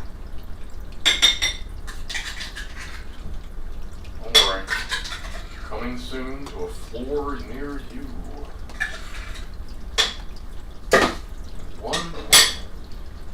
Where'd the mama? Mama pants! Tiny mama. Treat time. Right on, Mama.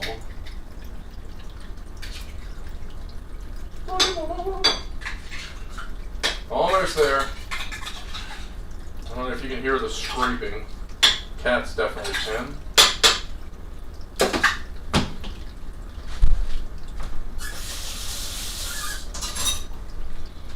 All right, everybody.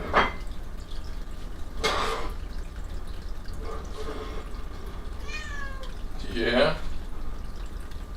Come on, look out. Meow. Come on, Mama. Come here, Fats.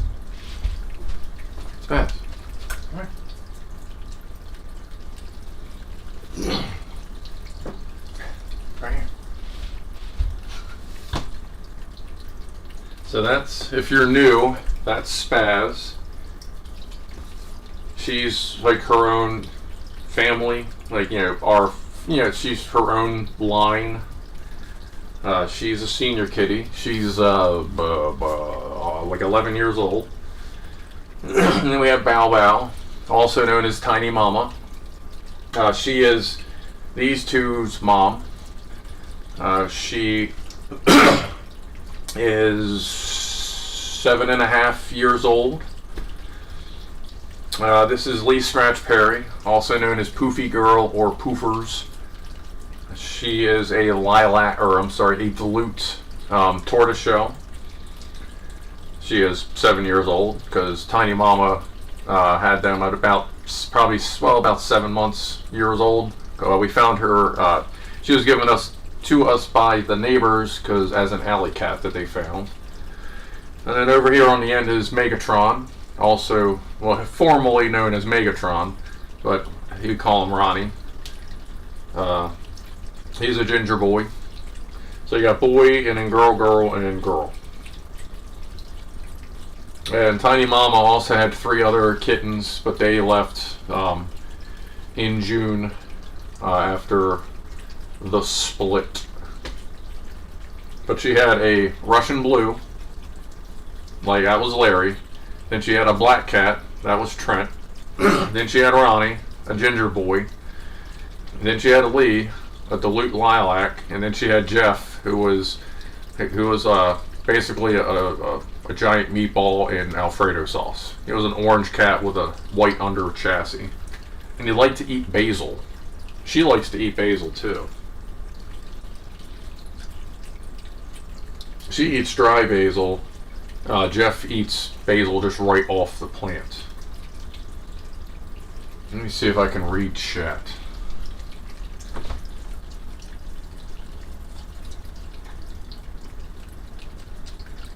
Megatron is a cool name, says Mr. Eggcake.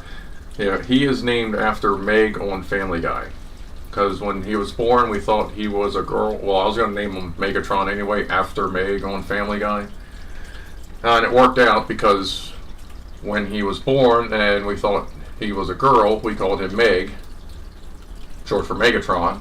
And then when we found out he was a boy, we started calling him Ronnie, just like in the Family Guy story arc. Meg transitions over to being a male, and then she calls herself Ron, the other end of her name, Megatron. So he follows the whole fucking story of Meg on Family Guy. Because like one day, right, you can't hear me? Oh, no, okay. Cats eat basil. Yeah, who said that? Oh, Randy 1979, Vice Admiral Tiger, like I've remembered your name at this point. Yeah, I looked it up and it's okay. Like, I actually have a picture of Jeff laying there next to a basil plant. Like, what did I call it? I called it, oh yeah, meatball laying in Alfredo sauce with fresh basil on the side. That was like the name of it. Well, you can't see Spaz. Sorry. I'm trying to read chat. Should have brought something with me. Cats are cats. Cats are fuzz butts. Upside down. Yeah, I guess I'm kind of weird and Let me back up so you can see Spaz a little better. Yeah, it's funny when you watch Ronnie, because he blends in with the carpet really, really well. So there's been a couple times where I've been messing around with the camera, and I didn't think anybody was there, and then he like yawned.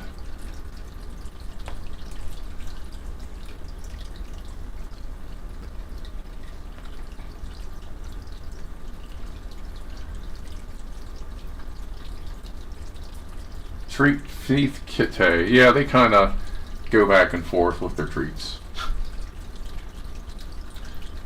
Like, I hate to say it, but with Spaz, sometimes she gets kind of bullied away from her treats, which isn't always a bad thing, because if she eats too much treat, like rich treats, she just pukes it right back up. So you gotta watch that with her. Yeah, Ronnie is kind of stealth cat. We call Leaf Scratch Perry, I call her Camo Cat sometimes, because she tends to blend in with everything. Like, she looks like a gray cat that like ran through a cinnamon factory, so she kind of just blends in with everything.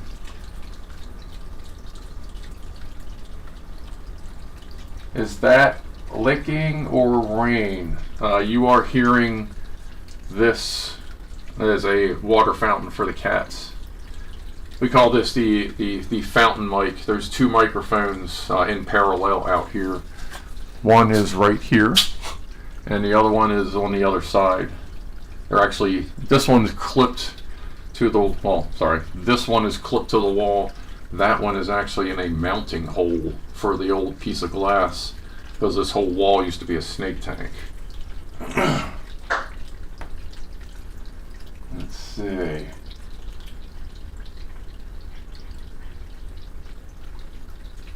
Can you spray them with Punk Glow hair dye? If I can find stuff that's safe for cats, maybe. But I probably wouldn't, because even if it says it's safe for cats, it probably isn't. Kind of know how that goes.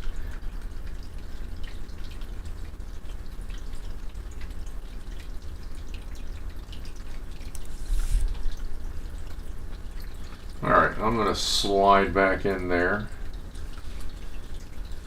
And I'll put on the main camera. And we'll just keep the CatCam going.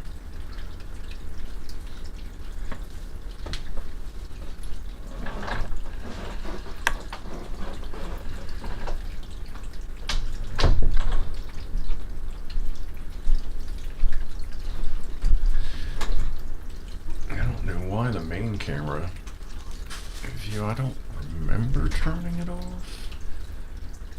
Let me turn that down a pinch.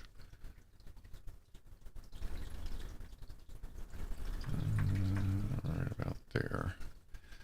Alright, let me figure out why this isn't up. CatCam. There we go. Alright, all we're covering up is the smile anyway. So yeah, there's that was everybody. I think that's one of the first or second time Spaz has finally been on camera, the one all the way on the right, because she usually sits up in the hallway on the left, top left, because she kind of gets picked on by the other three. Yeah, well, come on, Lee. As soon as I turn it on, then Lee decides to go over.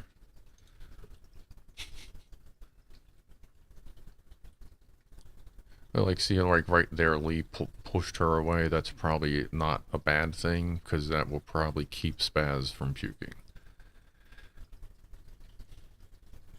And I'll find out, and as soon as, whenever the stream's over, I'll just, if I don't hear it or see it, then I'll know to look for it.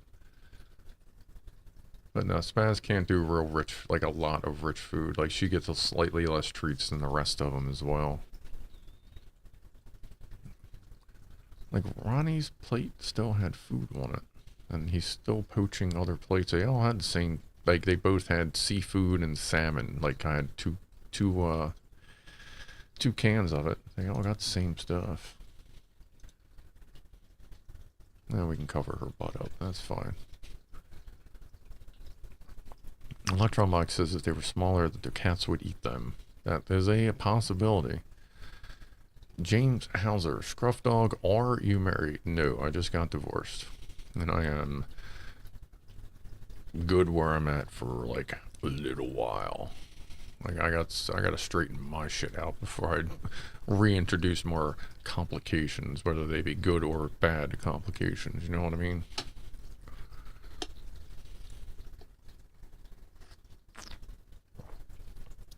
Bella Lugrisi, must see TV. Can I? Let me see. See if I can get us a little closer. I can scroll around with the camera a little bit.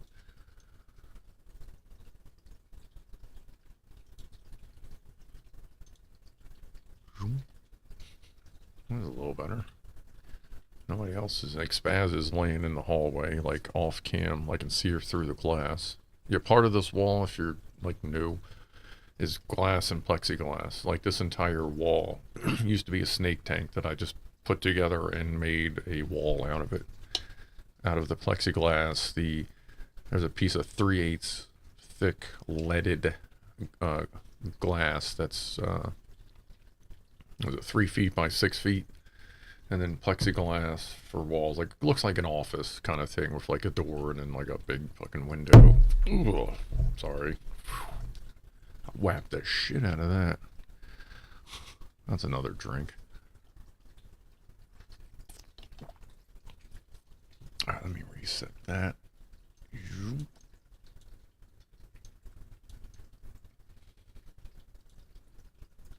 1 second, my bad. Alright. Clean kitty plates, says Randy 1979 Vice Admiral Tiger. Yes, I used to make the mistake of giving them each a full can, and that was just like Puke Central. It was just too rich for them, so now they all get like half like the equivalent to half a can. Like each plate got like a quarter of a can out of 2 cans, 2 different flavors. That seems to help a lot more. I like the hooktails, says the Frost Giant. Yeah, Ronnie tends to walk around, like when his tail is up, it usually is shaped like a question mark, which kind of fits Ronnie, to be honest, because he does kind of, he's almost an arrested development kitty. Like he was trying to drink mom's milk when he was like a year and a half old. Like she would just kick his ass, but he kept trying until he was about a year and a half. Like he was bigger than her before she finally just started whooping on. There she is. Before she finally started whooping on his ass. And his tail, the end of his tail, like the last maybe 3/8 of an inch, so 10 millimeters, it goes like a hard 90. So there was a concern that maybe he fell at some point and maybe bonked his head and broke his tail or something. But he's fine. He's just a little different from the other cats. But I mean, the other cats are a little bit different from everybody else. But he's fine. That was just a concern for a little while. Just slightly slow development. Oh, whoops. Forgot, if you're going to do that, you got to mute both microphones. I'm going to go ahead and turn that down a little bit. Anyway. Because that's starting to bug my ears, I can't imagine.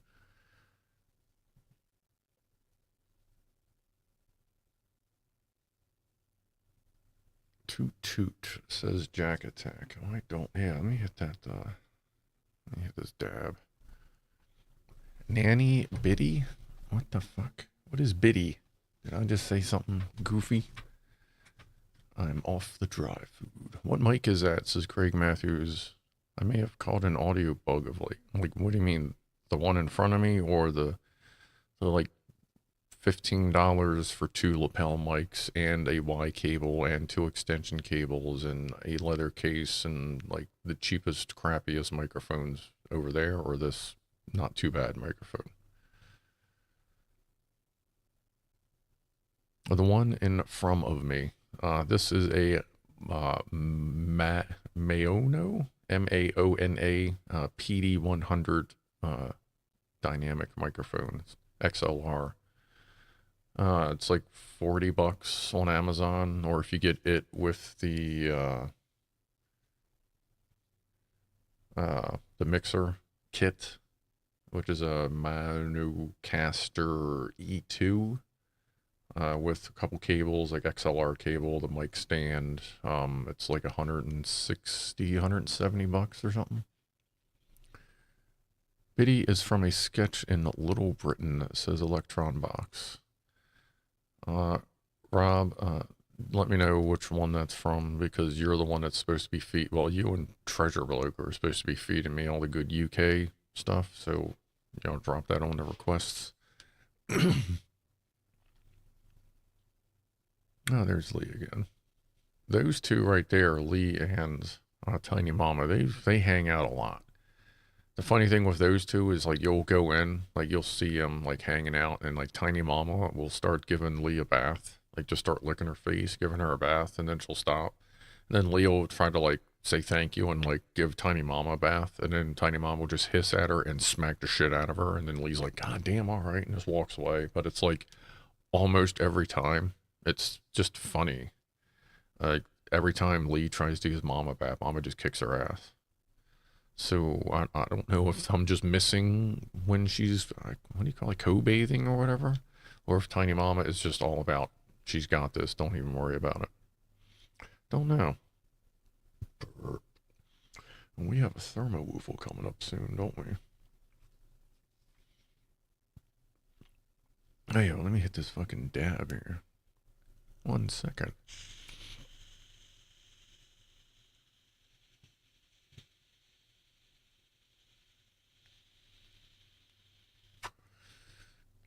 Toot, toot, indeed. Oh. I'll save that topic for later. Cat stuff. I used to know someone. Like, how many people have here? Let me pull this here. Have you ever known anyone to have a cat that, like, does hugs, or like asks to like reaches up to get picked up? Like Spaz does that. She'll reach up and you'll pick her up and she'll put her paws on your shoulders and hug you. Have you ever, I guess we'll say, encountered, which means owned or like know somebody? Encountered a huggy kitty? Yes or no? That's good enough. Someone I used to hang out with 20 years ago had a cat that did not like anybody. Very shy, like not in like a mean way, but just like ran away from everybody, would not hang out with anybody, didn't even kind of really like them too much. And then I come over one day, and I hadn't been there since they had gotten the cat for like probably a month or two. I'm like, well, who's that? And they're looking like, oh, I can't remember the cat's name, but the cat didn't run away apparently like everyone else. So I just kind of sat there doing my thing, and eventually the cat, like, she actually approached me, and I started petting her, and my friends were astounded. And then I went to pick her up, and she just like wrapped herself around my side, like just like gave me like the sideways bear hug, well, cat hug. And every time I would go over there, I'd pick her up, and she would give me that big cat bear hug, and I would just walk around all night with this cat like stuck to me. That was when I finally got to the point I was like, all right, I guess cats aren't too bad, because I've always been a dog person, like growing up. Like, I always had dogs. My parents, usually had a dog. And cats I just considered, I guess like most dog people, I just consider them just annoying fuzzy things that made noise. But nah, cats are obviously pretty cool. There was an adult guy still breastfeeding. Little Britain. Nice. So why do I feel like I've heard of that? That's lovely. Well, at least Tiny Mama came back to get her, to finish up on her schnacky wackies. What other pet stories do I have? Let's see.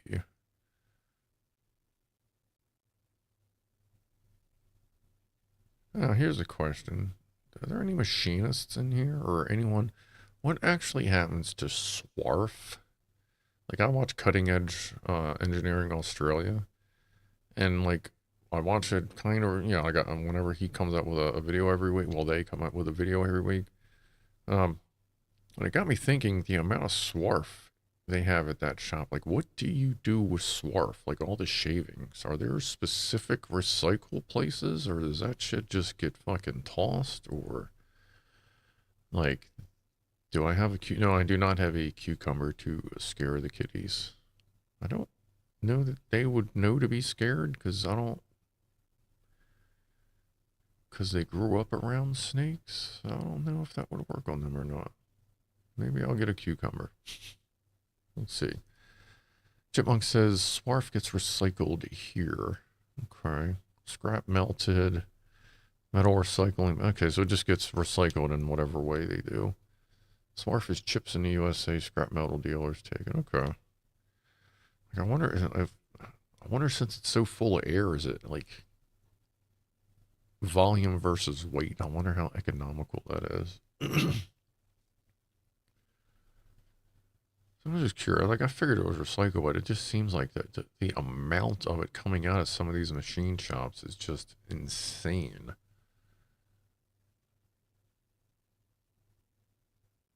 What time is it? Where are we at? 6:29. It is almost time for a ThermoWhoofle. Our next ThermoWhoofle. Redneck Atheist says, I don't mind cats, but cats seem to hate me. I've had them swipe at me and draw blood all whilst purring. The cats can be kind of weird like that. I've had cats where, like, you pet them while they're purring and you stop and they hiss at you, so you just start petting them again and they start, like, happily purring. It's like, it's kind of like a bully cat. Now they're going down. They're just looking. They're, like, licking up the flavor off of the ceramic at this point. Lee actually tried to bite the plate once, but that's because Lee just tries to eat everything. Like, anything new, she just bites it. Like, it's just what she does.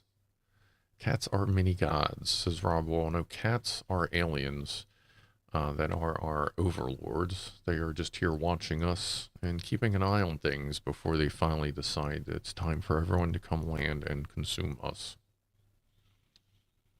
Riverman says it's sold by weight. I'm guessing that means swarf. That's a lot of volume. It is woofle time. Elvira's dog. Pet me, human. Yeah, I've known dogs that do that too. I think it's funny. They're just like, pet me. Alright, we have a woofler. We have a lighter. We have spaz. And we have the thermal full scene. We'll fade that one. Camera's kind of tripping balls a little bit. Seizure warning. Probably needs to be plugged in and unplugged. So this is going to be like a disco, a rave woofle, I guess.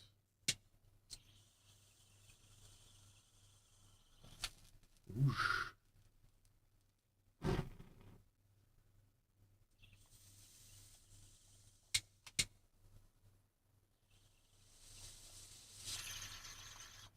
Ooh, that was a pretty good one. I'll do one more. For all of y'all that have decided to hang out, we can do a bonus.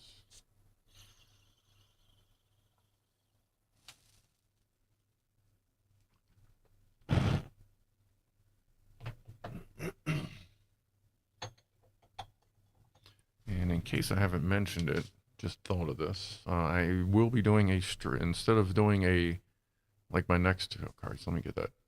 I don't want to trip everybody out. It has been plugged in for 3 hours. Is it overheating, I wonder? Are you overheating yourself, little buddy? Yeah, that's fine. I don't know. Needs to be plugged in and unplugged. Yeah, I'll just unplug it. I think we're probably done with it anyway. Give it a break. If we need it It will be sitting here. Slide this forward. There we go. Woofly, woofly, woofly, woo. Yes, Frost Giant. Woofoo. What is it? Is that me? I think that was a cat. Oh, that's that. Dunk, dunk, dunk, dunk. I think someone's pooping. Pooping. Some humans do that too. Like we aren't all the same. Okay. Cam is in disco mode. Yeah, I don't know. Like it's fine. Like I said, next year I'll probably get whatever the latest and greatest is. Yeah, Fluke just came out with that, a version of that. I saw an article like, oh, Fluke has a brand new IR cam. I'm like, let me guess, 256 by 192 at 25 hertz. Oh, it's an amazing 256 by 1. I'm like, yeah, okay. So the big names are finally starting to pick up the new Chinese-based sensor, which is fine.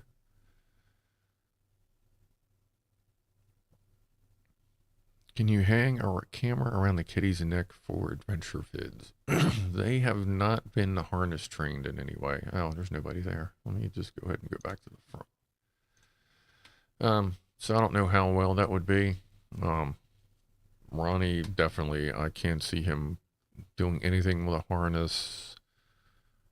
Like I could almost see Poofy Girl, like Lee, like the Dilute, maybe.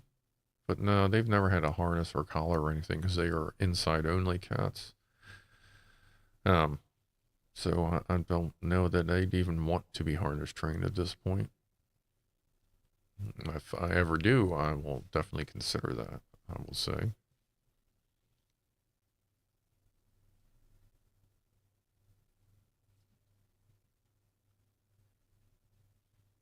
Chipmunk says it's the bees that are the aliens. No, the bees are nano devices created by the government to surveil us along with the birds. That's why, you know, the expression the birds and the bees.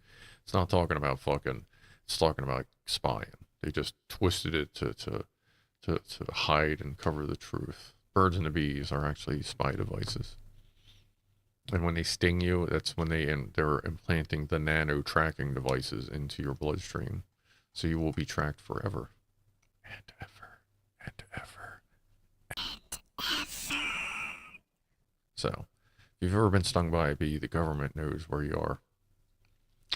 Yes, indeed. Osborne says it is 12:35 in the morning. Managed to stay awake so far. What time am I streaming until? I don't know. I guess we can see how 8 o'clock looks. Like maybe another 25 minutes, I'd say. I can find some shit to talk about. I do have a decent amount of stories lined up here. Oh, I did miss something in the space news. Did you hear about Dish Network? So they had a satellite in geostationary orbit that originally launched in 2012 for a 2-year mission. Oh, yeah, I always forget to close the polls.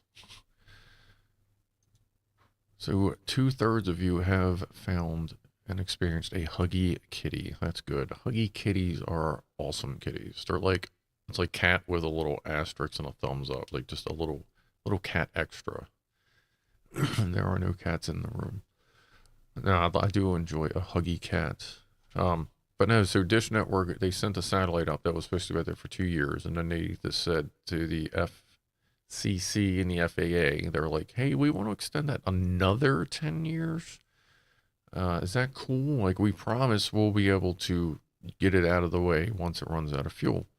So they did their calculations, and they fucked up because they went to finally move it out of orbit, and it did not go far enough, and they actually got fined by the FCC, for leaving space junk. Like, apparently it was like one of the first of the kind. Like, apparently they're finally getting fed up with people leaving shit in the atmosphere, so they now have their first $150,000 fine, which obviously for Dish Network isn't anything. Like, whatever, that's a drop in a bucket for them. But it is getting the point across that, one, that the FCC and the FAA are starting to pay more attention, and two, if you keep doing dumb shit and you keep getting these little tiny fines, then the next time you want to launch something, they're not going to give you your launch license. That's the biggest thing here that people are saying. It's not that the fines are really going to affect the companies. It's the fact that if you get too many check marks, or, red check marks next to your name, they just won't allow you to put any more satellites in orbit, which is way more a cost-effective penalty than a simple fine.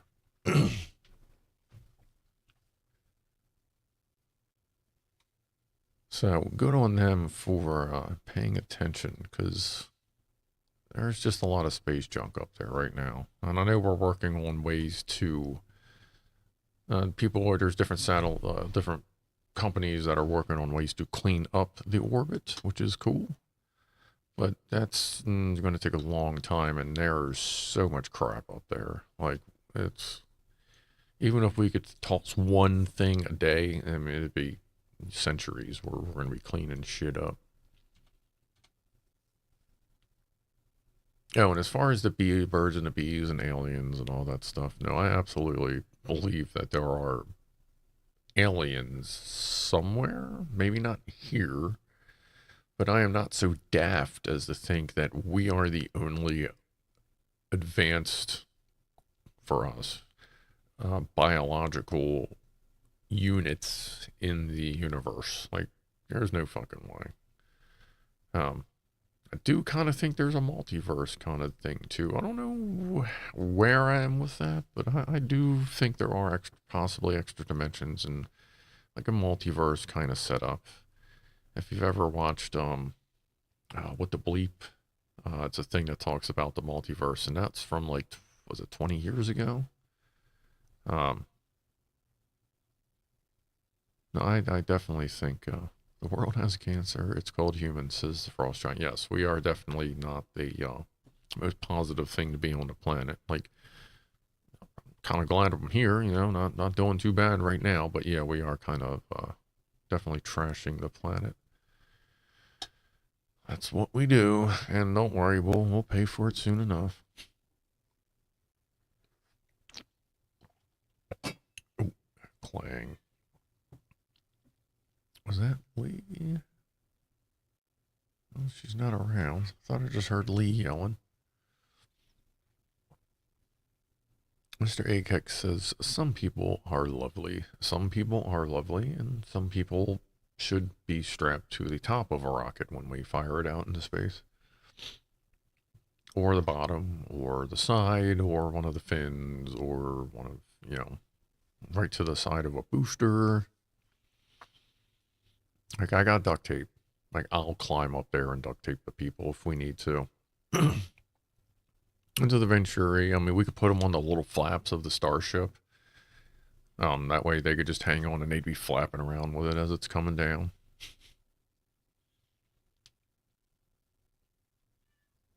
Yep, yeah. Oh, here, hold on. She's somewhere.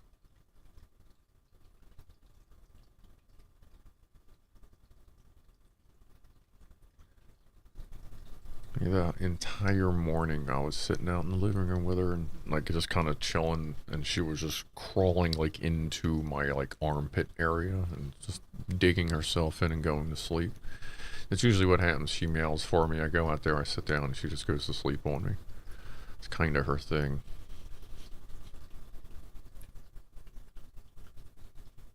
Of course, now she stops. I am considering getting a slightly better setup for the microphones out there. We were talking about it on Discord. I may get something a little bit better and put it down at like cat food level, so maybe we can hear them and the fountain a little bit better. But we'll have to see. Because it is kind of, I do kind of like the concept of having the microphone out there, especially if you can hear the cats, and the I gotta pee microphone is kind of a neat gimmicky concept thing. So I may at some point upgrade the microphones, and if I do, we'll vote on it, because I would like to use it out of channel fundage. But we'll vote on it once I find something that seems suitable. Because I don't want to buy anything that we haven't already agreed on, except for the Poppy Playtime game. But I kind of figured if I asked if I should get that game, that most people would say yes, let's get Chapter 2, because that's like the paid version. And apparently it's like 3 times longer than the free version. So, should be a good thing, and it was only $9.99. So that's not bad. Electron Box. The face of my drone in the background. Yes, so her name is Mavis, and I was trying to think of a name for my drone. So the model is a Mavic Air 2, and for some reason Mavis off of Mavic seems good enough. And for some reason I was like, I'm gonna put like, you know, vampire or like red vampire eyes on her, and the front of her snout is actually like a smile with fangs. So it's like my little vampire bat thing. And it seemed like it clicked a little too well. Like it really seemed like it worked out, and I couldn't figure out why it worked so well for me. And then, oh, I'll get back to that Mr. A. And then I realized that I named her Mavis. I made her a bat. And if you've ever seen Hotel Transylvania, like the cartoon thing, Dracula's daughter in the thing is named Mavis, and she's a fucking bat. And I went, oh. And I had seen the movie before, so I kind of wonder if that was a subconscious thing that now it turns out that Mavis is named after a cartoon character. So that works. Mr. Agig says Mavis eats children. Not yet. We haven't gotten her up to children yet. She's still mostly working on baby cows and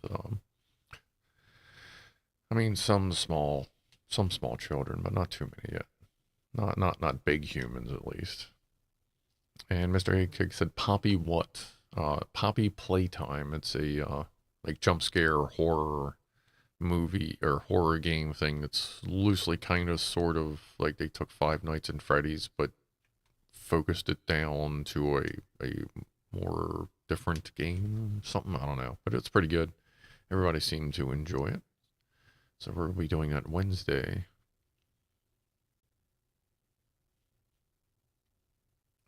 Christian Harold says, have I seen the posters as 100% of criminals were once children? Stop children, stop crime. That sounds familiar. I feel like I've heard that before. The pot noodle was good with Carolina Reaper sauce, but I was just able to finish it, says Chipmunk. I love Reaper. Like Carolina Reaper really does have a nice sweet flavor if you can handle the capsaicin, like the heat in it. It really does have a pretty sweet flavor. I guess you just got to get used to it, and basically just every time you find a taste bud, just light it on fire so you don't have to worry about it. I could sell the cat waterfall mic to the doctors so they could listen to people fart.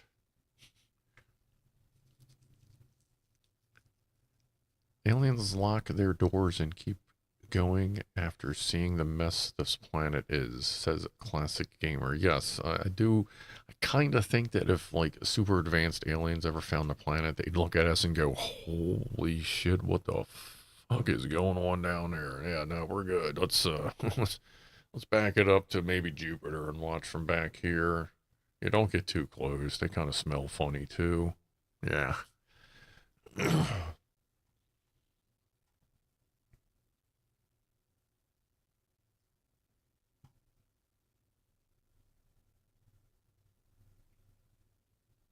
Oh, boy. Let's see. Let's poke around here. Aliens look at Earth like people look at Britain. Probably worse.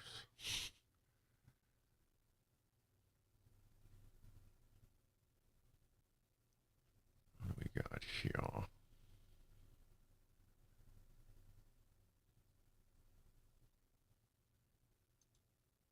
Okay, I got covered spicy food. I just released a video on that, doing the Death Nut Challenge. I don't know if I'm going to do any more spicy challenges or not. Like, I'm kind of like, meh, whatever. Oh, and I guess for those of you that are still here, just a heads up. I guess you could call this my version of the tattoo. So since I'm working, I am sit in the Amazon warehouse. As many of you know, Prime Days are coming.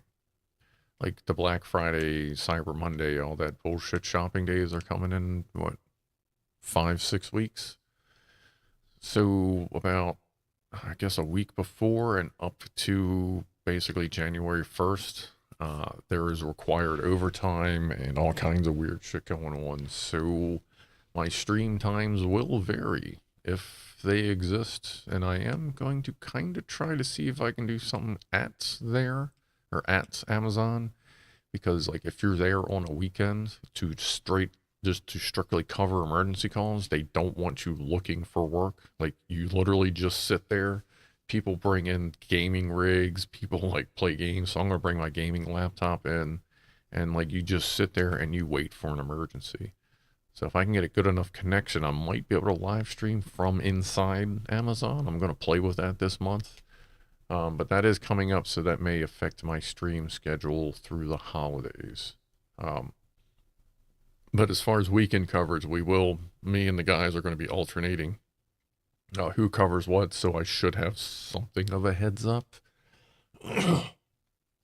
But there may also be times where I'm sitting here and I gotta go look at the phone and go, gotta go. So just a heads up, we'll see how that goes. Saying the Magic Puffer Dragon says, aren't Prime Days already over? No, they have multiple Prime Days now.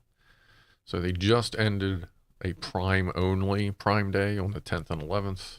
That wasn't that big a deal. That's like the pre-holiday Prime thing.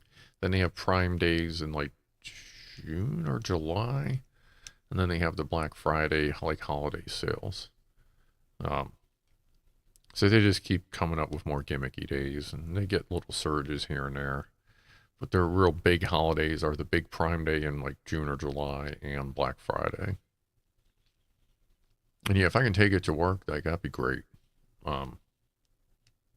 We'll see what we can come up with, because cellularly, like you think my mobile streams are bad? Holy shit. Inside that building, you are lucky to get any reception cellularly. And their built-in network, I don't know if it'll let me stream. And their built-in network, like their Wi-Fi is kind of crap too. But we'll see what we can do. I mean, worst comes to worst, I can just release a produced video or do a live stream at a really weird time. Recreate the forklift safety video. I guess you mean the German forklift safety video. If you haven't Googled that, like Google German forklift safety video. It's fucking hilarious. But who knows, if I'm there and I'm by myself, I may just film some members, like some member shit, and like just different videos. I mean, play some games. I'm definitely going to have enough bandwidth to stream any games out, but might be able to do something like this with some chitty chats. Yeah, we'll see. Klaus gets into a lot of troubles. Yes, Joe Russ. Klaus does get into a lot of troubles. Oh, I actually have credits now. I've been working on my credits screen. So at the end, we'll have like credits for the stream. Yeah, I'm just fucking around. What else? Oh, and on the little timer you see in the beginning, I finally decided to go ahead and do some hotkey shortcuts for it to make that easier. Just dicking around, learning a little bit of stuff. Can we have Asian Wednesday and Caucasian Sunday? Who would be on Wednesday? I mean, I'm fine with that. We can have a, Caucasian Sunday, the honky holiday, like however you want to work it. Credits. Kevin must be named as an executive producer. Kevin will not be named as an executive producer. There is no executive producer. There's just the dumbass sitting here that hits the go live button, and people seem to enjoy it.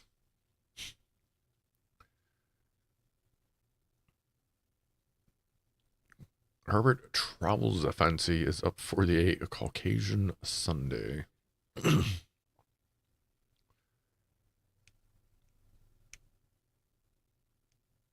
should have all my toilet breaks at once. That'd be a lot. I do drink a lot of coffee when I'm at work, so I do, have to step out of the shop every once in a while. Could watch my beard grow. That may take a little while. I don't know that I'd be able to live stream for that long before something would explode. John Key says, I am the executive producer and aka the funding guy. Well, I mean, y'all are doing the funding now. Or at least helping, you know what I mean. Which I always, of course, appreciate. Soon enough, eventually I'll be up to like the first $100 earned. Because YouTube takes 30% and shit. So as soon as that comes through, I'll be able to show everybody the first official thing whenever that happens. Because I finally got all my verifications done. Ross Giant says, if I start a YouTube channel, I will wear a wig so it stays the same all the time. Just like Trump, yeah. And his is just glued on really well. Like, there's no way he's got much going on up there. Like, I've known someone that used to go to one of them, like, implant places that, like, touched you up every month to kind of change things and touch you up a little bit. Like, it's no fucking, like hair club for men, I guess. Like, there's no way Trump is not fucking getting that. As bad as it is, it looks like it's a combination of hair club for men and, like, a bad wig.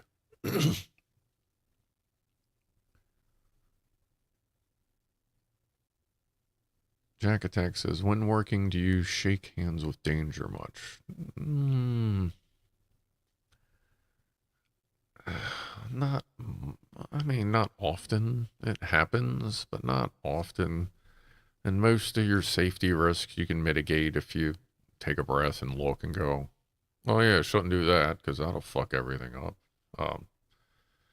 And there are times where I will look at something and go, wow, that's going to take 3 hours or 20 minutes.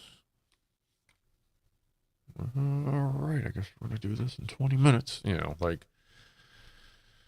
You kind of make that decision and I haven't fucked up yet. I'll just say yet, so maybe I will, maybe I won't. I'm sure I've had a couple close issues here and there. Like one day I was popping the one of the lift cylinders out, and this was on a 155. So it's like if you hear me say 155, or a 60, you basically take the numbers, go in one and add a decimal point. So if 155 is base rated for 15,500 pounds. If I say I was working on a 60, that's a 6.0 thousand pounds, so 6,000 pound or 3 tons.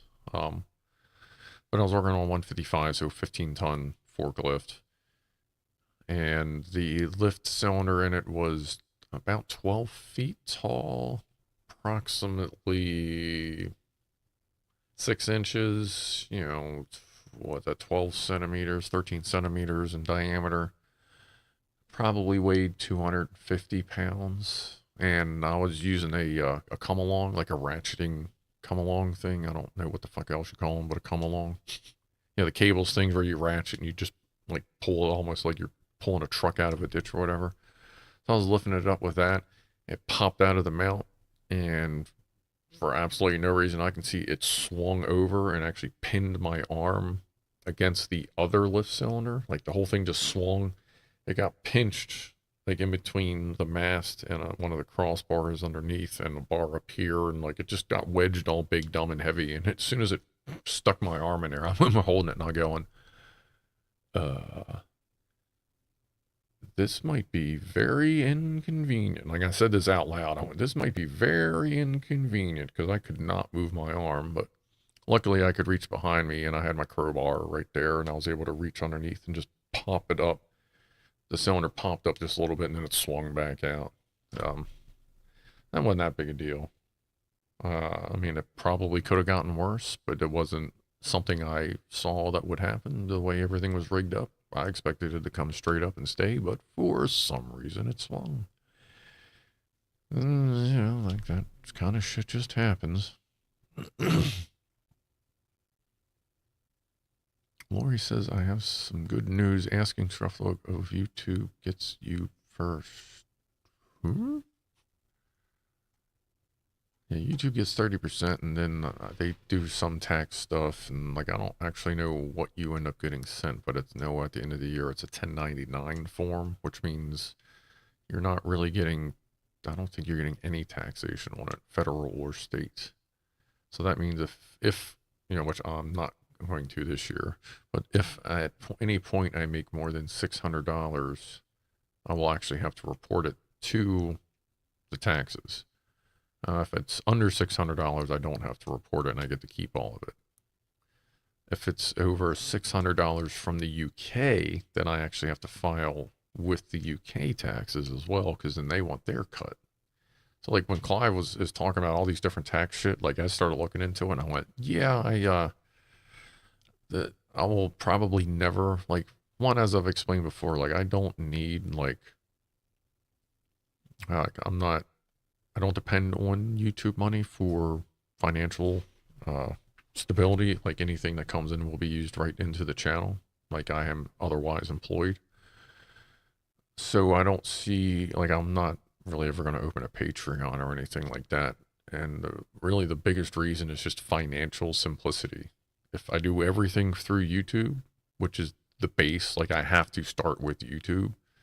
If I do everything through YouTube, then I'm waiting for one tax return. I'm waiting, if I make, the right amount of money, I don't have to do, I'm not waiting for two things, one from Patreon and one from YouTube, or one from another service and one from YouTube. Like I like to do my taxes as efficiently and quickly as possible. I've done my own taxes for just over 25 years. And in most cases, I would have my taxes done before the end of the year because I'd know how to calculate it with my last paycheck. Now I got to wait a little bit longer because I got to wait for house stuff and different financial shit and all that. But that would be the only reason I would never do anything more than just whatever's built into YouTube, just to make taxes easier.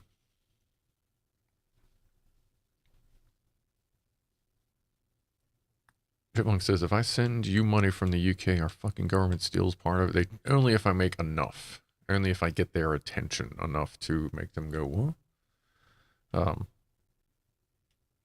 And actually, I might be slightly off on that. Or maybe it's $600 that gets their attention, and then maybe it's like 1,000 or something else where they actually start taking a cut. But, like, once you get up to $600 just from the UK, they want to know what you're doing with it. Electron Black says toy money. Yeah, like this miners toys, games for the channel, stuff like that, just to make sure we got stuff to do. And it'll also help on like brand stuff, like website, and then something else I'm working on, and just keep everything going while we just sit around and chill. It is 8:01. Let's do a who do we want to do? Let's do a toast to the moderators. Thank you, moderators, for helping out with the channel. I appreciate it. Cheers.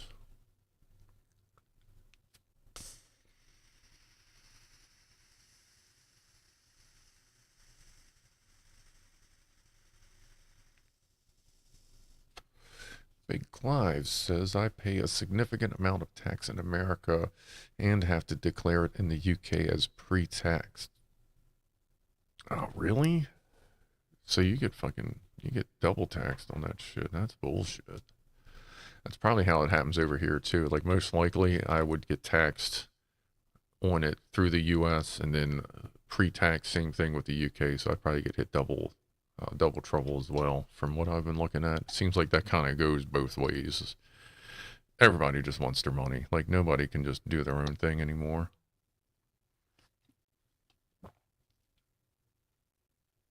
XYZ Zygroff says $600 gets the government's attention. You could be a big time money. I could be a money launderer.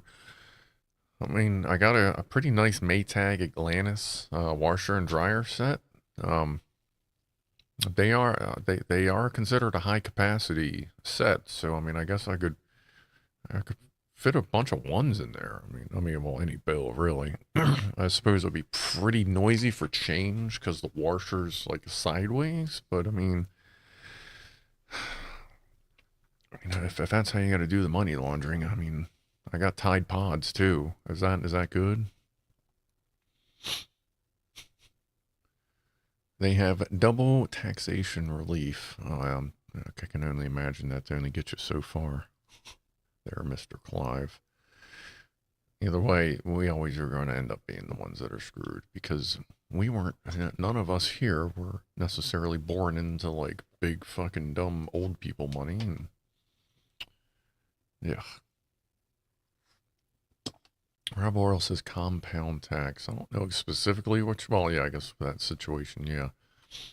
Just like any loans, like all loans are now compound tax or all compound interest, I should say, I'm sorry, where you get where you get interest on top of the interest that you already paid on the main loan on top of that interest, and then you get interest on that, and it's like I don't have any issue saying like my house, I bought it. It was like they had to come in. I was a first time home buyer, so I came in under that FHA, yeah, first time home something a thing where since I was a first time home buyer, they had to get a full house inspection for the government since they were going to be assisting with the loan. And when I say assisting, I mean just on interest rate. Like they didn't pay anything. I pay it all. It's just if you get an FHA loan with them, it's to help first time buyer get a lower interest rate because you are backed by the federal government, even though you still have to pay mortgage insurance. But whatever, either way, it helped me get a good rate because they wanted to sell the house for like 180,000, but then the inspector came in and he was a good inspector. He was respected, and they chose the inspector. It wasn't even me. He only valued the house for $162,000. So after some back and forth, they finally agreed. And 162, well, what ended up being 152, because I put $10,000 down. $152,000 mortgage at 3.75%. When I am done paying, I will have spent $360,000. That is why buying a home is so fucking difficult nowadays, because of the ridiculous interest. And this is looking at their projections and them telling me this is what you're going to pay. So, like, yeah, you pay more than double your loan nowadays, especially on a mortgage. Yeah. Yeah, Zygroff, the miracle of compound interest. Isn't it lovely for somebody else? But, yeah, that's what we deal with. You buy one, pay two. Yeah, not the kind of deal I like to see there, Jack Attack. But I know for some reason some people don't like talking about like their mortgages and stuff. But I mean, like literally, you can find all this information out with Google search. So like, I don't mind talking about it. But yeah, but on the flip side of that, which is also really weird, my mortgage is half the cost of what most places around here want to rent properties for. I mean, I'm talking like apartments go for twice of what I'm paying a mortgage for um a first floor, second floor, half finished basement, detached garage. Um, it was 5 bedrooms. Now it's going to be 3, with a lab in the basement instead of a bedroom. But I mean, it's a nice house, but like rental around these things is ridiculous. Like I don't understand. Like it's totally understandable that like you literally, excuse me, like you literally just can't afford to live nowadays. It's fucking stupid. um, yeah, I absolutely sympathize with people, and I do realize that I kind of got lucky in my general situation of acquiring this house. So I will say, like, just keep at it. Like I was talking to someone not too long ago, and just letting them know, like, Sometimes you got to go through the worst shit in your life, and it's just like almost like a fucking movie. You're slopping through the shit in a cave. You turn a corner, and there's the opening of the cave at the other end, and it's a fucking paradise. Just keep trying. Like, you'll get there. Like, I had my paradise moment at the end of June this year. And it was some bullshit, but, you know, if you're looking for a house, I know if people are struggling out there, just keep chugging. Work at it and make sure you mean it. Like, don't just half-ass it. Like, if you want it, work at it, you can get there. It's tough, I understand, but you can get there. Clive says the younger generation has been screwed by the property speculating parasites. Absolutely. Abso-fucking-lutely. Osborne says, when I bought my house in 1985, the UK interest rate was 17%. Fuck. God. Did that include a pineapple with no lube? Jeez. You got people over here bitching about 5 or 6%.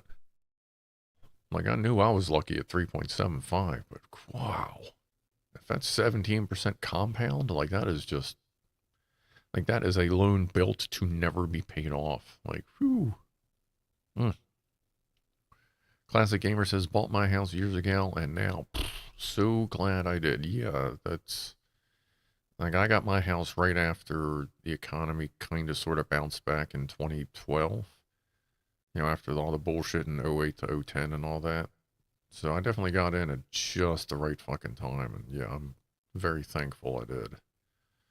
Like, it's amazing. You know, growing up, I would say for the first 30 years of my life, it felt like not a lot changed. Like, everything just got slowly more expensive, as you would expect. But as soon as 2019 and the 2020 and all that shit started hitting, everything has just almost exponentially, I mean, literally almost exponentially increased in price, and nobody's pay has. So, I mean, while I do well, like, I can still, like, understand when I look around and see what other people make and see, like, the fucking struggle is real. Like, no shit. Anyway, sorry. Like, I ain't trying to bring the fucking house down. Let's see. Let's do something more nerdy, less depressing. I cleaned out my Google Drive. So I realized making all these videos on my phone, luckily I pay $20 a year for 200 gigs because it was at 180 gigs. So I did spend the day downloading a bunch of the videos off my phone, and I went from 178 gigs to 40.4 gigs. And I still got a couple more videos to delete. You don't really realize that shit when you're looking at a video from like 10 years ago. You're like, I didn't know I had this video. I don't think I need that anymore. Delete. Shit like that.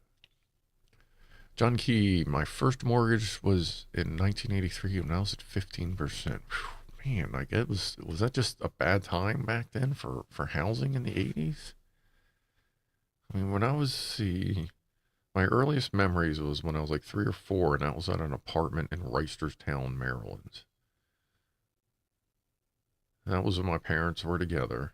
Well, I'm sorry, when my mom and dad, when my mother and father, damn, okay. When my mother and my dad were together. Then they got divorced. I went with my mom for a little while, and then I think she literally just got tired of me, and then I went to move with my dad. I'd see my mom like every 2 weeks, which was, it just felt like it was a fucking burden on her, like, whatever. Where the fuck was I going with that?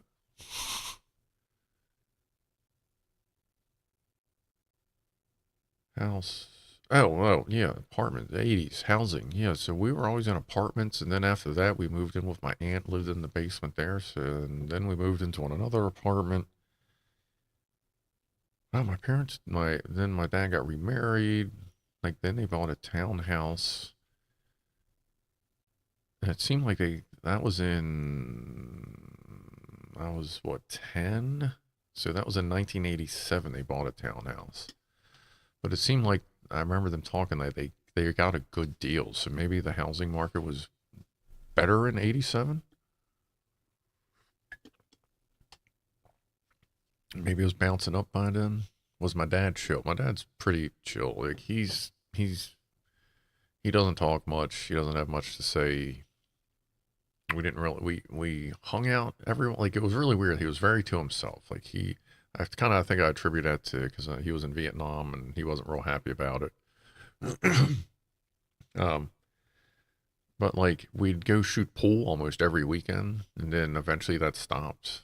But that would be like the only thing we do would be to shoot pool. Sometimes we play the Atari 2600 together, but for the most part, we didn't really do much together. He was just kind of there. Um, Once he got remarried, my stepmom, who I consider my mom more than my stepmom, like she raised me. Like my mother, spit me out, but my mom, my stepmom, raised me. That's why I was correcting myself there. My dad's always been my dad, but then I got my mother and my mom or stepmom. Um, no, my dad was always chill, just quiet. Um, we just don't really have a lot to talk about. We really don't have anything in common. So I kind of just always talk to my stepmom because she's someone that just talks. She always has something to talk about, which is cool because you can always have a conversation with her. Um, but no, like they're cool. Early memory at a house apartment. My absolute earliest memory was when I was at those apartments when I was like 3 or 4 and a spider crawled on my hand. And I believe it was a wolf spider because I remember it being almost as big as my hand. And so as a 3 or 4 year old in Maryland, that's probably a wolf spider. I think that's where my fear of spiders originally came from. Now I'm, it's whatever, spider. Um, like for the most part, my family's been they've been pretty chill. I just don't associate with pretty much any of them because they have other issues that I don't necessarily agree with. Or they just decided to peace out. And if someone doesn't want to talk to me, I'm not going to push the fucking issue because that's cool with me because that's just less complications. Like, I'm not going to push, like, I look at family as this, like, it's cool. Wow, it's 8:15. Like, that's cool. Like, we're blood and we're related and all that. But there's too many people out there that assume that since you're blood, you have to fucking talk to people. Like, no, you don't. If I don't get along with you, I don't give a shit if you're blood or not. If you are affecting my life negatively, then I don't need to talk to you. And I won't. Blood or not, same name, last name or not. If you're not, if you're not positively affecting me in my life at this point, I don't need to talk to you. Blood is nothing but a word at this point. It's just something that spills out when it gets spilled, and fuck it. It's just ain't no point in it. Mr. A Cake, Atari is cool. And I'll probably likely do another Atari 2600 live stream. I mean, at this point, it's easy as shit to do because it's HDMI out and USB powered. And I'm not talking the new one, the 2600 Plus that just came out or is just coming out. Like I have one from 1987, I think it was, that I updated.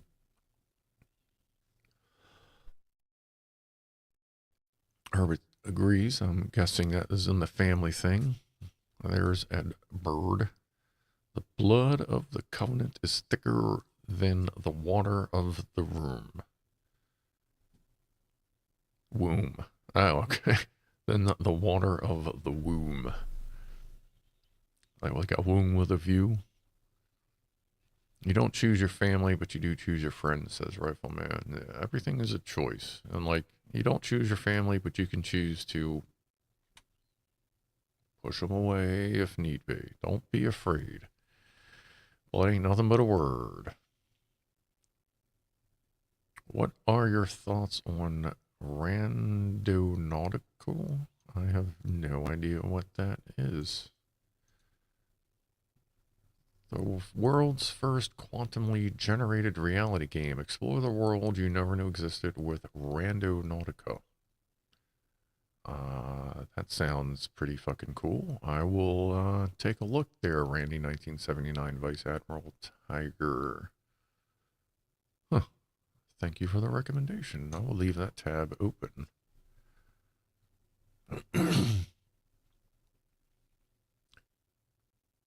Christian Harold says family is who you got, but not always who you need. Exactly. And sometimes if you never need them, then there ain't no point to guarding them either. But, you know, that's me. Don't, you know, make your own decisions in life.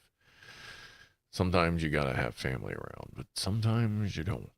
And I'm at this point in my life, if I don't need them, I don't need them. Sorry.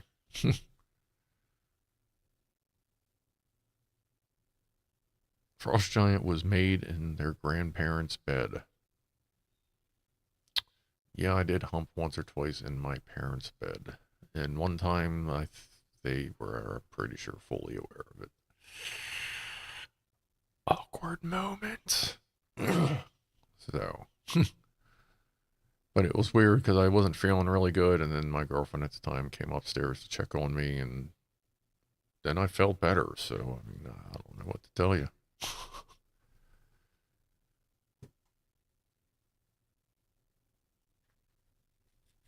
What are we talking about here? Broke. No, wait, Ed Bird.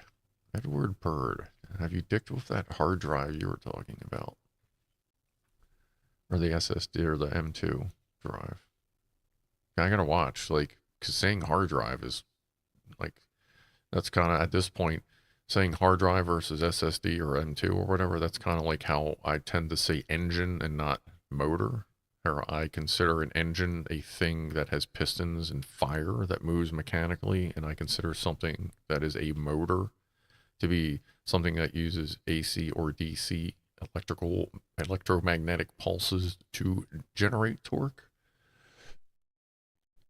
But that's kind of me. I know I do sometimes slip and say motor, but that's usually if the other person I'm talking to says it. And I'll just kind of keep going with that, because if I say engine, I've actually had people go, "Did you just correct me?" I'm like, "No, man, that's just what I say." Like, what the fuck? But anyway, 422. Oh yeah, thanks, Jack. 420. Cheers to doing cheers and Kevin in Ukraine and stuff. Am I a fan of General Motors? 1 second. I guess all you people that have hung on for the next 3 hours are about to get a rare treat. Actually, no, I'll do it a different way. Hold on, let me let this warm up. There it is.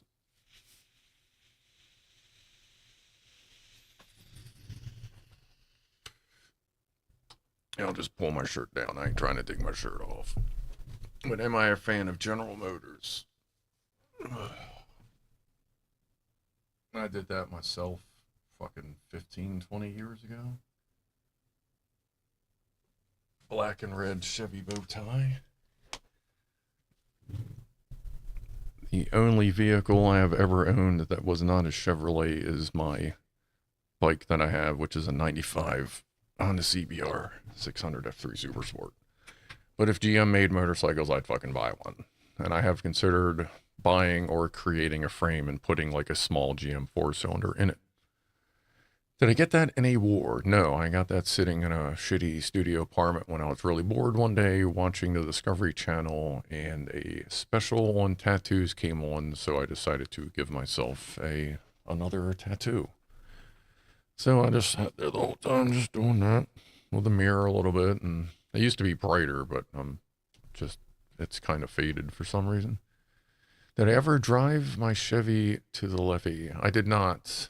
Actually, no. I may have. What is the, okay, let's write a nautical, we're leaving that off. Levee. What is the specific definition of a levee? An embankment built to prevent the overflow. Okay. Let's see, let's go back. Did I ever drive my Chevy to a levee, Frost Giant? Yes, I would say I have.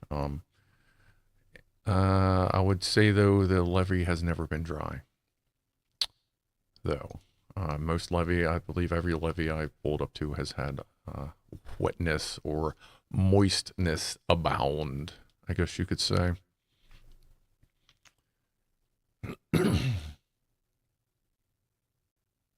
Chipmunk says, back when the Discovery Channel did actual documentaries. What do they do now? I haven't had cable in...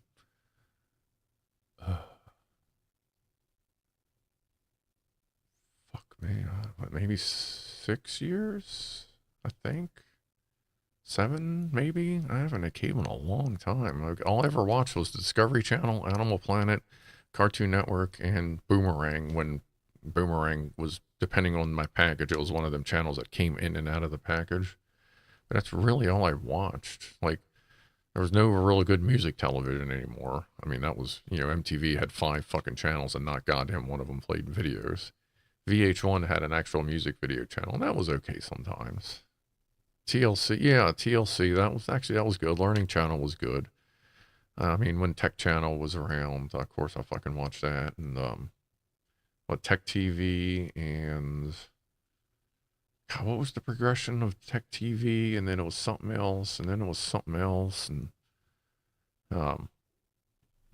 I watched that since, like, the very first iteration that I think was called Tech TV. Redneck Atheist says, Discovery is now all fake reality. Oh, it's all reality TV. That fucking sucks. Like, I would not mind having something piped in here if I could pick the channels. Like, if I could get History Channel, like, if History Channel still actually does history shit, like, I wouldn't mind paying $1 or $2 a month for that. Like, give me a $10 package where I can have, like, 3 or 4 channels. Like, that'd be fucking great, because that's all I need. 3 or 4 channels, I'll pay you $10, $15 a month. And you know what? That's $10, $15 a month for a little bit of data that you're already, like, we're already got, like, the fiber optic cable terminates 20 feet from where I'm sitting down in the basement. I think it's not like you need a fresh connection for some fucking TV. And that would be an easy way for Verizon to get another $10, $15 out of me. Like, let me pick 3 or 4 channels. But no, you got to start with these big, stupid fucking packages. So here's the package for you, Verizon. Like, nothing. You can have this package instead, because I'll just watch YouTube and use my VPN to acquire whatever else I want to watch. But, I just don't get it. It's like, people have been asking for that shit for decades. Let us pick the channels we want. I've heard there are some places that do it, but I don't know.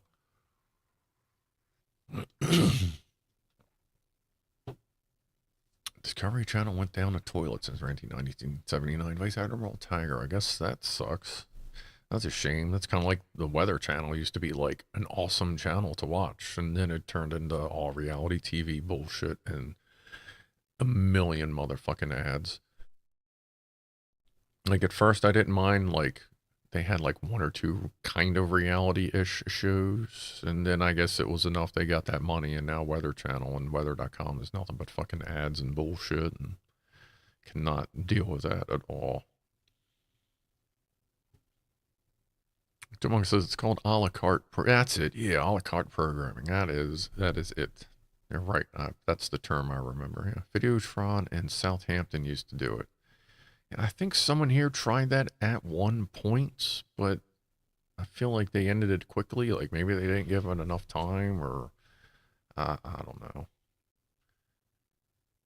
Christian Herald says, I got sick of cable providers ditching cable, pushing people to third-party IPTV service, but they still have data caps. Right, yeah, exactly.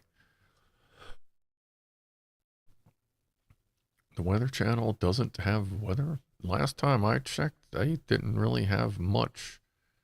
Yeah, Christian Herald, the Weather Channel now runs shows during severe weather. Yeah, like that was literally one of the pushes for me to finally get rid of cable, was the fact that Weather Channel was useless. It's like fucking just exactly what MTV did. Weather Channel used to just be a cycle of, pop-up ads in the corner and a constant weather feed. Local, national, international, it was fucking great. they had a specific schedule for like certain types, you know, upcoming, you know, next season or Farmer's Almanac, shit like that. And then next thing you know, it's nothing but reality TV. And reality, I mean, sorry, reality TV is too much like, to me, just seems like too much like something for the sheeple. I don't get it. Like, I've watched it on and off here and there, like on shows that I thought were real. And then once I figured out they were reality, I went, oh, gotcha. Like, I used to watch whatever that fucking towing thing was on, I think it was on, I don't know if it was History Channel or Discovery Channel, the tow guys that always had holy shit tow things going on. No, not lizard towing. This was like the OG reality tow show. This was probably, it came out 20 years ago. Like this was around when like Orange County Choppers first came out. Like the first season of Orange County Choppers was kind of legit before it went just bullshit. Yeah, American Chopper, Redneck Atheist. Yeah, that started out fairly real, and then it just, you know, was mostly scripted. Um, Highway Through Hell was a good one. I did watch that for a while on Weather Channel because that's one of the ones that started out legit and then it just got stupid. I actually just started watching a YouTube channel called Tow Trucker, one word, all lowercase. Some dude down in Atlanta, Georgia, and it's like real towing. And it's not, there's a couple ones where it's like, well, yeah, but it's just something, yeah. It's one of them things you just watch somebody do their job and you just relax and kind of go, ooh, what's that? And whatever, I don't know. But if you're looking for real towing, something to watch, maybe check out Tow Trucker, all one word. He's pretty cool. He's a pretty cool guy. Puts on a bunch of shit. Bobby Stock says lizard lick towing is 3 miles from your house. Holy shit. Good Lord. I did watch that a few times. I don't know why I got into the towing stuff. That was weird. Little Jim's Tear Down and Fix It. Same thing happened to American Horror. Yeah, that's another show that started legit and then it just turned into, started real and then went reality. Like I just can't do that. Dirty Jobs is superb. Mike Rowe makes the show, says Herbert, talking to Randy. Yeah, I remember Dirty Jobs. That was always a good show. Mike Rowe's a good guy. I just saw an interview with him. I think about it a couple years ago. I forget. I don't know what he's doing now, but he was always seemed like a pretty good dude. And he was from, wasn't he from Landover or like Largo, Maryland? He's from like maybe 20 miles from here. It was always cool. Like I don't think that show ever went like BS wise. Holy shit, it's 8:30. I guess we need to do another woofle. What are we doing here? VertoWhoofle. All right. Leon Pijpers? Pijpers is a great show, Dirty Jobs. It was. Rob Oral Celebrity Deathmatch. Always a fun watch. The earlier ones got a little slow at first, but it picked up pretty good. Let's do a ThermoWhoofle. Mike Rose still has a YouTube channel. Okay, that would make sense. There's like Mythbusters. That never really got reality. That was always fun. I feel like Jamie Heineman just did a video with somebody on Mythbusters. Because I know Adam Savage has a channel or two. There it is. All right. I watch Adam Savage's stuff every once in a while. Right here. Woofle.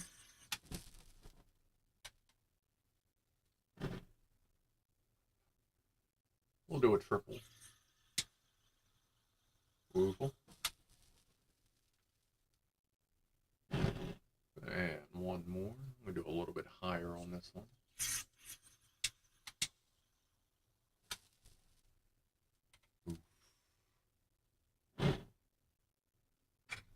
Yeah, I ain't gonna lie, I kind of like the soot mark up there. It looks kind of cool. I think because it kind of looks like almost like a galaxy star spread thing going on. There you go. Have some woofles. It is 8:30. Wasn't I supposed to stop like 35 minutes ago? But I just keep flapping. Well, I actually still have tea left too. When can we nominate people for the Sea Feedings early access? We'll have to work on that. Global woofling. I am working on a mega woofle, so we'll try that. I guess I kind of gotta start looking for materials for that,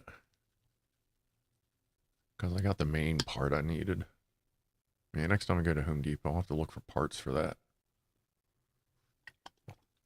Yeah, we can do live drone footage of the sea feedings once we start feeding the normies to the oceans or anybody else. What is my woofle mixture? It is, let's see, if I were to put it in ounces, I'd say 1 ounce of Dawn dish detergent and 10 ounces of water. Shake, shake, shake, shake, shake, let it settle, you know, that kind of thing. Ow, everything just got all itchy. Cats around? No. Now, it is funny, just in case you didn't know, I am like just a little bit allergic to cats. Just a little bit. Not much. Not much. Let's see. Nobody's on the CatCam right now.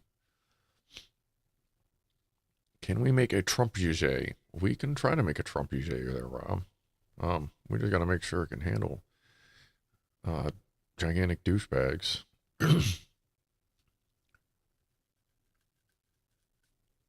You don't want to feed Bernie to the ocean. You think he definitely tries. Bernie's an alright guy. A nuclear woofle, says the redneck atheist. Not quite nuclear, but if I can sort that out, I'll see what I can do. I don't know that there's a whole lot of uranium laying around, but well, shit. Actually, I mean, if you want to get uranium, I wonder if you can still get some of them old chemistry sets from the 50s, like the 40s and 50s, that came with uranium in them. That'll be interesting.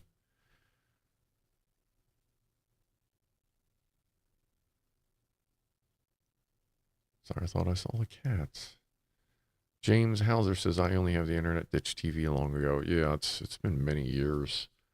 Like I just didn't feel like it was 1,000 channels. Yeah, it's 1,000 channels. I watch 4. Like, fuck out of here. At this point, if I want to watch a TV show, I just get on the old VPN and download the entire fucking series, and then I just watch it. Like, yeah, I'm one of them dickheads, but everybody's making that money. I'm like the less than 1% of those people that do the douchey thing and download, but yeah, I don't share, I just download. So it's even better. I'm kind of leechy with that shit too. I do share a little bit though. I don't know. Anyway.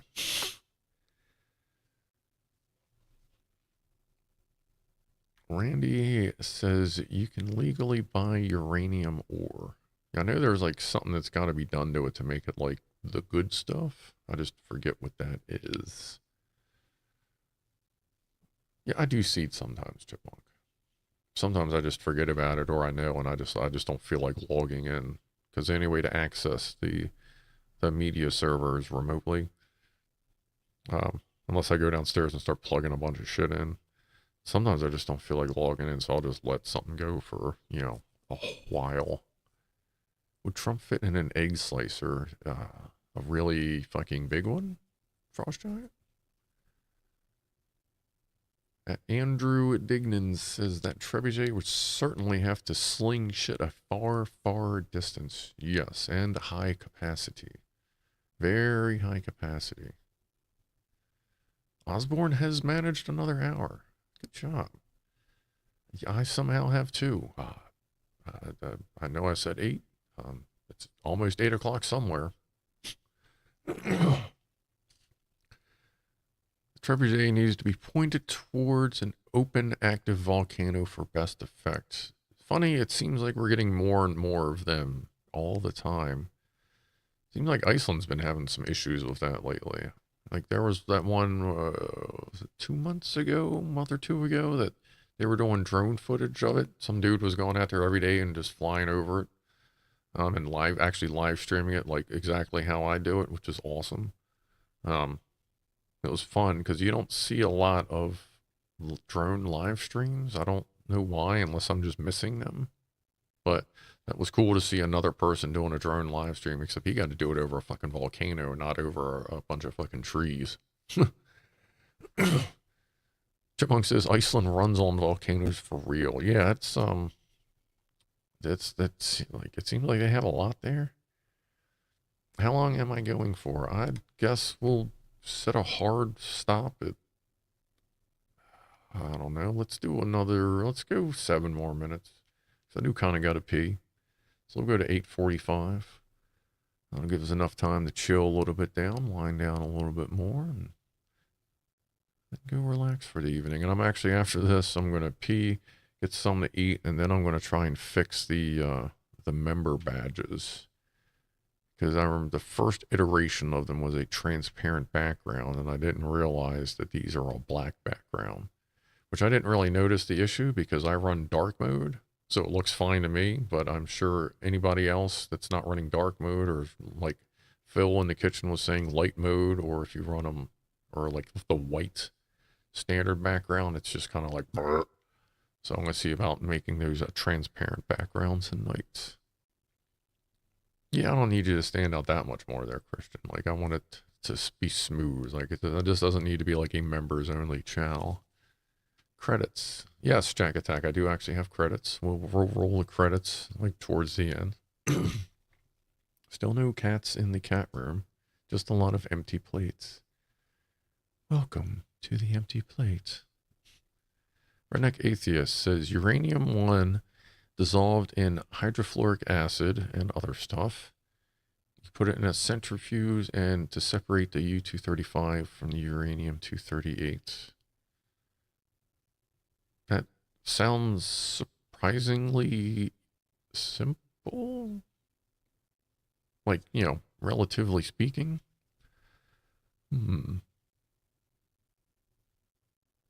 Interesting. A shilling of 12 pennies was invented by Charlemagne, says Frost Giant. Shilling. I haven't heard that word in quite a while. Garbled user's cat sleeps on their chest every night, and they were feral when they got her. The first night we had Tiny Mama in here, we had her, me and the ex, we just kept her in the bedroom with us, like quarantine, put a litter box in there, food, water, to keep her quarantined from spaz, because we didn't know who was going to be aggressive with who, that way you get sense, get used to them and all that. And, like the first night, you could tell, I guess she was just exhausted from coming in, and like she got a bath, and like I'm sure that was the first bath she ever got. And she just seemed exhausted, and I think she finally realized she was safe, and like she crawled up on the bed and just crawled right up to me and just fell asleep on my legs. I went, all right.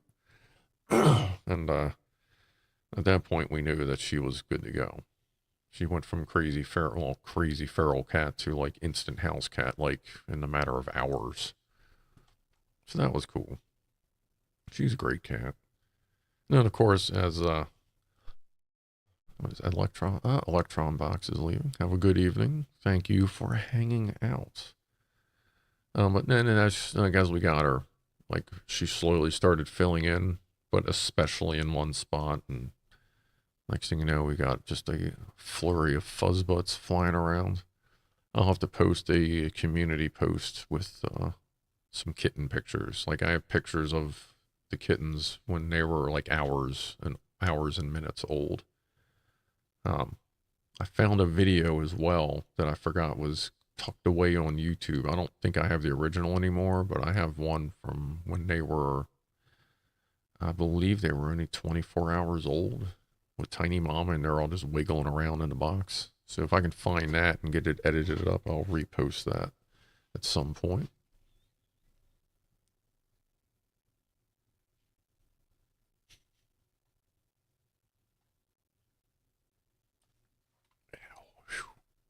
There we go. Little Jim's Tear Down and Fix It. Always look forward to Saturday nights for you and Clive. Great company since I lost my wife 6 years ago. Well, I'm sorry to hear that, Little Jim. That sucks.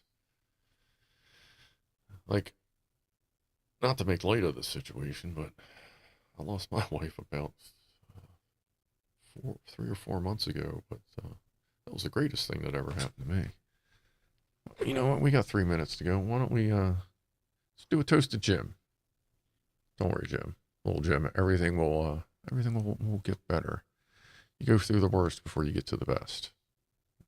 That's my experience, and it seems to be kind of true. So cheers to Little Jim's Tear Down and Fix It. Sorry for your loss.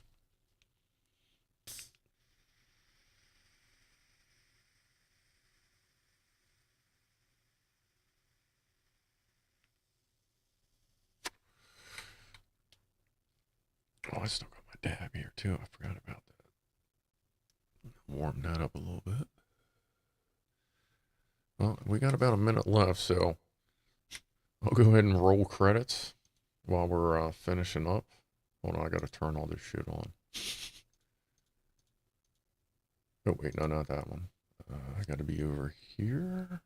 Kind of duck down a little bit. There we go. Oh, fix that and fade it in. Yeah, I know, some basic bullshit, but this is my credits. And I'll have to add Kyle Fox to that the donators list. Actually, you know what? Hold on, watch this. Let's see.